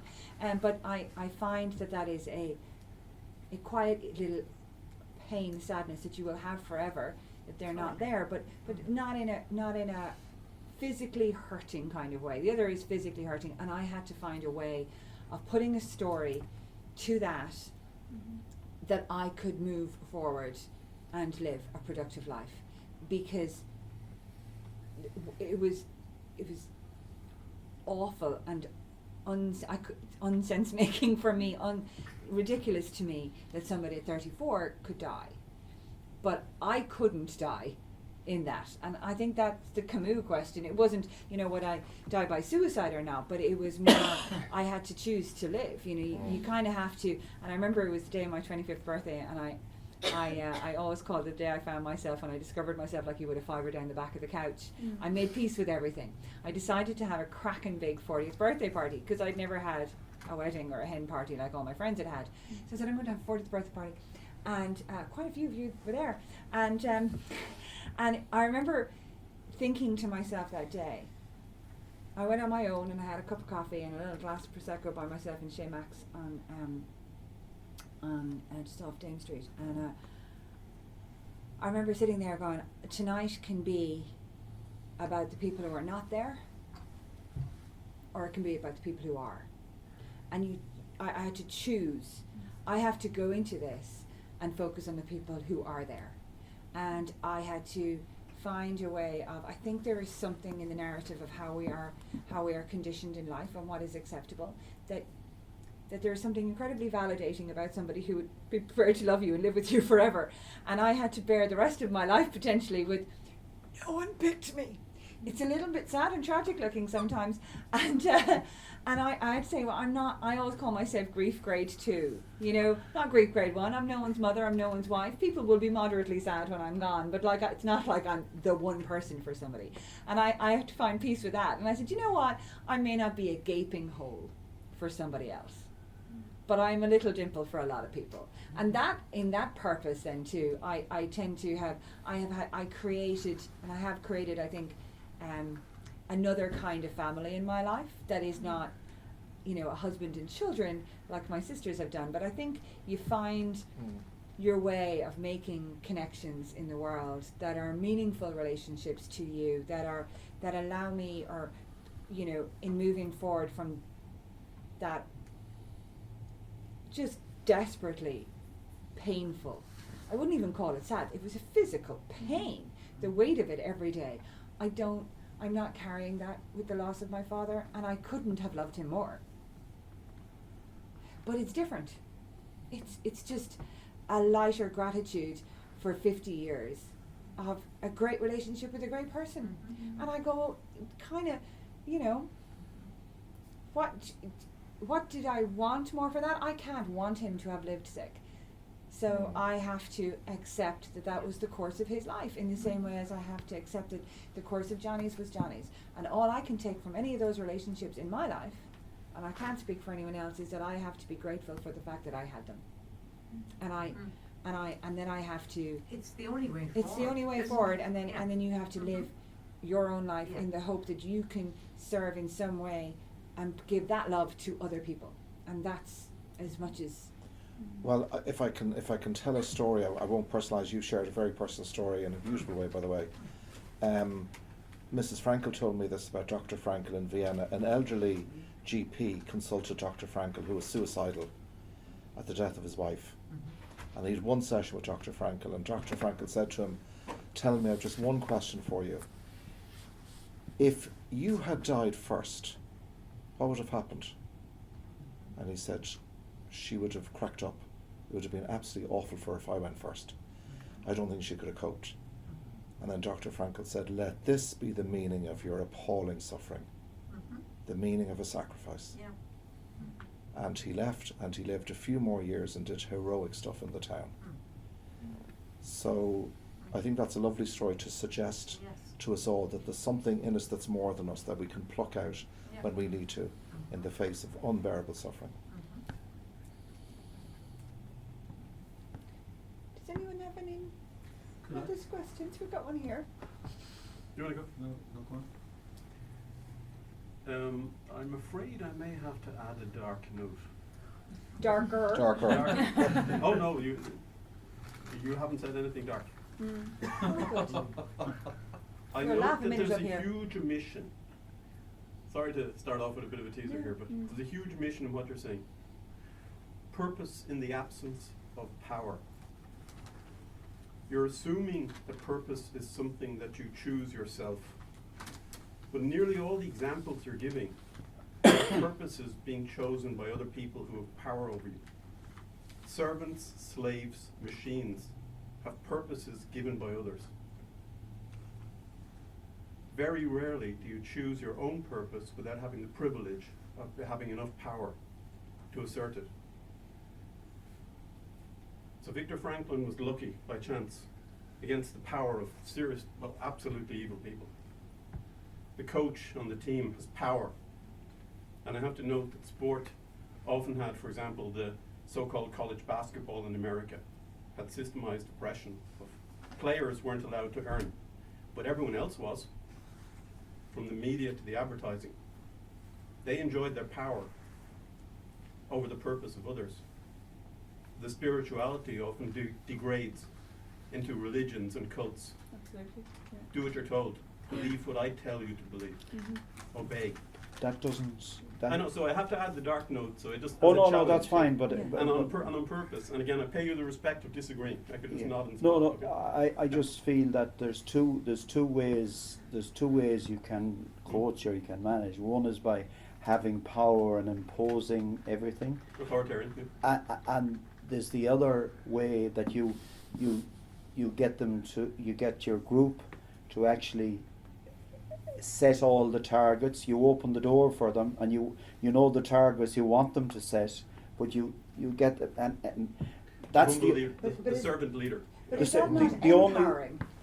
The is that not empowering? The servant leader is a good example of a positive pattern. You're trying to empower them, because if, like, there'd be the top coaches that we would know about, Alex Ferguson and Brian Cody in hurling, would have won more than most. I'm not a sports person, sorry. Well, you can take it that they won an awful lot. Yeah. And I suppose in their period, there was a time when people would say Alex Ferguson, Manchester United, would use the hairdryer effect and kick around the dressing room after they'd lose a match and so on. But he possibly because he won so much that players did believe him without questioning it, maybe. But you know, some of us as coaches had to start by convincing people to you know, show them a pathway, but let them choose where they wanted to go and how they wanted to go there. That's the key element, choice. Yeah. To have the privilege and enough power to be able to choose. And I'm sorry to mention, but the famine is an example of many famines, which implicitly are about power. The Holodomor, even Eritrea, the African famines, they're about power. Food is a weapon. Aid is a weapon. So to discuss the personal purpose in the absence of that context, like Plato's model, the people are puppets. They can't choose. The gods chose for them. The gods set your path. Your mission is to obey. The choice of professions. Until the end of the Middle Ages, you didn't choose if you were going to be a blacksmith. Your father was the blacksmith, and he wasn't paid. He was charged with it. He lived on the land of the great house. Your country was occupied or not. Can I just ask in a question? There's a point though in that. And it's actually, I wrote about it in my own thing tomorrow about stewardship. So my dad was a farmer because his father was a farmer, and my brother will farm that now too. And they can decide. The duty is a way. No, it's not duty. It's to take over the farm is a duty. I disagree. I can't speak for every farmer, but I think that there is, and I don't mean in terms of inherit the farm, but they see that as privilege, as stewardship, and there's a choice in that, and there are some who have chosen not to take that up. And I do think that there is choice and dignity in that, and stewardship is something, and it's not, and I get, we have choices, and even the people who have no power, I think people who have no power don't have land. I'm not talking about the land. I'm not talking about the land thing now. But you said that people who are in the most dire situations, that that they can't have purpose because they are slaves to something else. I said they don't have the privilege of choosing their purpose. They don't have it, but when we talked when Stephen mentioned that bit about that bit of core, that we choose how we respond to these situations, that is the one thing that they can't take from us. So even in the most dire situation, we can find there's some choice in that. It's whether it's that the Camus choice, we won't go there, or the other choice, but there's something. We can speak truth to power. Rosa Parks said, "I won't get off this bus."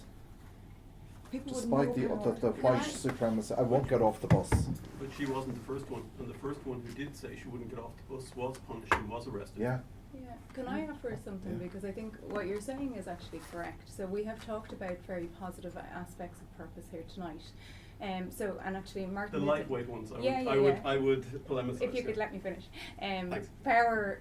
Martin Luther King himself said that power is the ability to affect purpose. So you're absolutely correct that there is a kind of a bigger conversation that we could have. So like something that I often talk about in my keynotes is around the point of choice, because we've talked about power as a positive force in the world tonight, but Vladimir Putin absolutely thinks he has purpose as well, and he is choosing to use it in a very negative way. And what I would say, if I could finish, what I would say is that I think, and I include myself in this, that this is a room of very privileged people, and that's why I talk about being of service of so much, because I'm really, really conscious of the privilege that I have in my life, and what I want to use is my work to be in greater service, because I recognise that there are people all over the world who do not have my privilege, who do not have my access to wealth, who do not have my access to choice, and I really want to make a difference for them, which is the point you made around immigration earlier on. So I totally agree with what you're saying, and I think that actually the power of these conversations is that we use ourselves in better ways in the world. But Also, I would come back to the point that Stephen's also right about what he says, that, you know, we have to find, this isn't just about all of us sitting up here going, we have purpose and it's great and our life is so privileged. It's also about informing people that life can be really shit sometimes, and these are tools that can make it better for us. So all of what you're saying is absolutely correct. And I really do agree with you that we have to empower ourselves. It goes back to the point we're making about oneness and connectedness, and that power does matter, but we have to use our own power as well, and what are we doing in service of people who are less fortunate than us. But you're totally correct. This has been a conversation where we have talked about purpose in a positive light in terms of how can we inspire everybody in this room, because I don't want to speak on behalf of everybody else, but I would guess that most people in this room would share my privilege in terms of I do have power in my life and I do have choice. Maybe not as much as other people, but I do have power and a choice, and I try to use that in a positive way. But your points are absolutely valid. I wouldn't take that away from you at all. I really see that, and I'm conscious of that. I apologise for interrupting, and I Sorry. apologise for adding the context that it's not always about a choice. It's about what you have to do. Yes, and I also agree with that. So sometimes people would say to me, you know, there is, and again, we glorify purpose today where, you know, you should just follow your dreams and you should do that. But sometimes it has to be alongside you. Maybe you have a family, you have to provide for those family and everything like that. And what you consider to be your greater purpose or your ultimate purpose may not be able to be front and centre to your life all the time, you know. So that's the reality, unfortunately, of living as well. And I see it in my own navigation of my own purpose. That, you know, I have to make this, as I said, I went off and researched something that wasn't, you know, going to be exactly the most lucrative part of it, but I did it for myself, and then within that I've created a business around other parts of things that I'm interested in, because I have to live in the economic reality of the world just like everybody else does. So it's a very nuanced topic, purpose, and I suppose what we're trying to do tonight is bring context to it, but I have to say I thank you for bringing it up, because you've raised some valid points that we didn't bring up as a panel here tonight. And could I say there just one thing I'd say is, as Sartre says, that even the choice to have no choice is itself a choice. And there's always that residual, well, there's always that residual area of freedom in us, all that arena of freedom. But I was going to get, there's a story told, I can't remember where I read it years ago, between three different people. These are three levels of work, and they're all in this kind of building, and they're both the three of them are moving stones from one area to another. And the first person is asked, what is he doing? And he said, I'm moving stones from there to there. And the second person is asked what he's doing. And he said, I'm building a cathedral. And the third person, who's doing the exact same work, is asked, what are you doing? And he said, I'm glorifying God. Now, what distinguishes the third level from the first level? The same work. Is there a question I can answer? Yeah. The first one has the ability to live without being paid. The second is being paid to do a job. And the third one is entrapped in a belief system where he's donating his excess labour to the benefit of others. So while an interesting quote, it doesn't actually in itself bring us anywhere. But you're that's making it to as invalidate, said, that is each to of the invalidate the purposes- purposes of those people. None of those purposes are their personal choices. They're the purposes of others imposed on them. They're I agree with choosing Well, to I believe could argue. something. Now, we have 5 minutes. I have 1, 2, 3 questions. I'm going to go, then we'll go Dermot, Geraldine, Mags, and we'll go in that order. Dermot. And Ger, I'll be very quick. Oh, sorry. Now that I'm not the most cynical person in the room. It's a prize. So actually, interestingly, I quote that story in my piece, but I glorify the first person who's building the wall. He's getting paid. Because He's doing a job. Yeah. Because there's joy in the craft of actually wall building as well. I think we all have more power than we realise, right? And the greatest lie told is that we don't have any power, right? I also quote my 17-year-old son, and it is when life gives you lemons, and it's not make lemonade, it's when life gives you lemons, hand the lemons back to life and say, I'll have something else, please. So how we have a choice in terms of, how we react to things. I think I am not a sporting person at all, but I think the interesting analogy this week to me was the England football team, right? Who show themselves to be the most gutless crew imaginable. 5 minutes. Go on. 3 But people. They had the choice. They had the opportunity to wear an armband. The consequence on it was a slap on the wrist. Yeah. And they didn't do it. Oh, I thought you were going to talk about football. I'm fine to talk about that. But it demonstrated that their purpose essentially was not about showing character, not about showing temperament. Capitulation. It was about not rocking the boat too much and not getting in trouble. We're okay with this as long as it doesn't upset anybody else. And you can contrast that with Muhammad Ali, who was stripped of his boxing title and threatened with prison when he refused to fight. Yeah. Yeah. So we all have choices. They're not necessarily comfortable choices, but we all have choices. Yeah. Great. Thank you. I am now choosing I also Geraldine. say you're a big dimple rather than a small dimple. Oh, I've only got the one. Geraldine. Right, it's interesting for me to speak up because I don't always. So I will paraphrase my story, and I talk in stories. And I wrote my piece on the book, taking it as an opportunity to understand purpose and explain how I can't let you do a synopsis of your blog post now. Pardon? I can't let you do a synopsis of your post tomorrow I'm now. not. I guarantee Okay.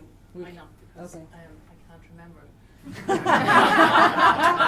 Woman after your own heart. So I know I've been in dark places in my life, and I know I've recovered from that, and I know that I have a sense of how I have done it. I don't actually remember it all. That's another story. But I just wanted to tell something that just struck me as we talked through the really interesting evening. Thank you, Owen, that we've had. And it was sitting there looking at my computer going, just tearing my hair out because Apple I could not use my Apple password, okay? And my Apple password was, Don't tell us. I changed it so it's safe. Fuck Apple. Because I was driven demented. I am driven demented with passwords. And they were going, and I'm going, I have to get in because I have to do something. So I'm going, how am I going to do a password that I'll remember, that I won't forget, that if I write it down, I don't have my book, panic. So I'm writing it down and I'm going, my new password was, Don't tell us. it's now changed. I change my passwords frequently. I love Apple. No, sorry. I love people. And I'm looking at it and I'm thinking, what? Okay, we'll use that. But I thought about it later and I thought, yeah, I kind of do like people. And I love the community that I found in Con. Oh, thank you. That's my wrap up redone, so that's excellent. Mags. Well, it's just in my head earlier on, we were talking very much mostly about individual purpose and the positive effects of group purpose, collective purpose with football teams. But running through my head the whole time at the moment, because I was an educator of girls, is how does the tipping point happen in collective purpose against resident evil? I'm thinking of the young women in Iran with their boyfriends and their families at the moment. How do you put yourself into that superhuman mode when it's not your purpose anymore? Is it values or is it survival that pushes you into the collective purpose mode of insurrection or, resistance to absolute wrong? Sorry for bringing it to really. No, it's a great question. It's been running through my head all night. I can't bring the tone down. Let's go. And I have to say, I watched the it's Iranian. really real at the moment. I watched the Huge. Iranian women in awe. I really want to believe if I was there that I would do that. But there's a part of me that thinks, would I run for survival instead? I really want to believe that, that I would do the courageous thing. Because for me, when it comes to purpose, and I've talked about the heart a few times tonight, and certainly I have fallen into this when I worked in a very intellectual industry for a long time, so I tended to live in my head. For me, the route to purpose was to get into my heart more, because it's about making courageous decisions all the time, and it requires you to both stand alone and stand together at the same time. That you have to be willing to stand up for what you believe in, and often that will mean that you will come together with others that believe. But to really lead in the space, you often have to be the first person to step forward, and it's a really scary place to be in, and I think that it's only something we can cultivate, because going back to what we were talking about safety earlier on, we all naturally want to be safe in whatever form that turns up, and it turns up in our own lives in different ways because of our childhood experiences and so on and so forth. All I think we can ever do is just try and be in better relationship with our fear. So when that moment arrives at your door, or my door, or your door, that we make the courageous choice to stand up for what we believe in. And that's just, I think, that an act of growing into the person that we can be. And recognising that, you know, we'll probably fuck up along the way, and some days we'll get it right. You can bleep that out. I'm sorry, we've lost all control in the last half an hour, but like, you know, that we just try and be that person, and we try and surround ourselves with people who make us that person. Because I think that my own experience is that when anytime I've stepped out and revealed myself and exposed myself, everybody else has come behind me. You know, that we just have to be that one person. And I've done it. I've seen somebody else stand out and go, I'm totally going to back you up. Like, you know, I'm running for you. It's the contagion effect. Totally. We're all thinking, shit, can I stand outside? You know? I mean, Frankl said in the camps, some people behave like saints and others behaved like swine. And he ends Man's Search for Meaning, which is a stunning book, by saying man is that being who invented the gas chambers of Auschwitz. So they're the swine. But he is also that being who went into those gas ovens, head upright, with the Lord's Prayer or the Shema Yisrael on his lips. That's our freedom, as awful as it is. I also think, what does it do to you if you don't stand forward when you know you should? It's damaging. Kills your soul. Yeah. You shrink yourself. You shrink yourself. You're being Judas to yourself. Yeah. And that's the kind of the reverse side of not. Can I add one last final part? Just going back to it's Dermot, isn't it?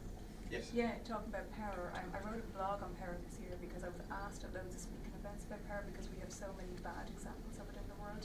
But if we, and go back to the point you were making earlier on as well, but if we allow that, only us can choose what power looks like in the world. So if we allow power like that to be the dominant version of power in the world, that's what it will be. But we get to choose to walk forward and to show power in a much more benevolent way, you know. So I think that this is a moment, I think, in history where we have to stand forward, and we have to do it in whatever way it turns up in our individual. Notwithstanding that it's hard, you know.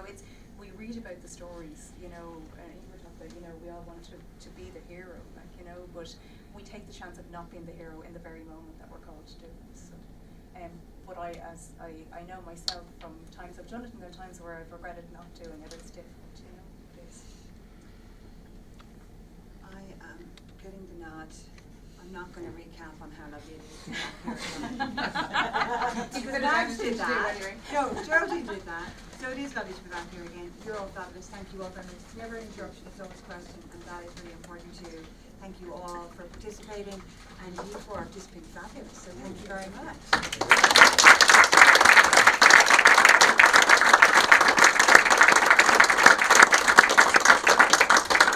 I think despite Joan's opening comments about being completely unprepared, I think she was stellar in terms of leading the discussion. So thank you.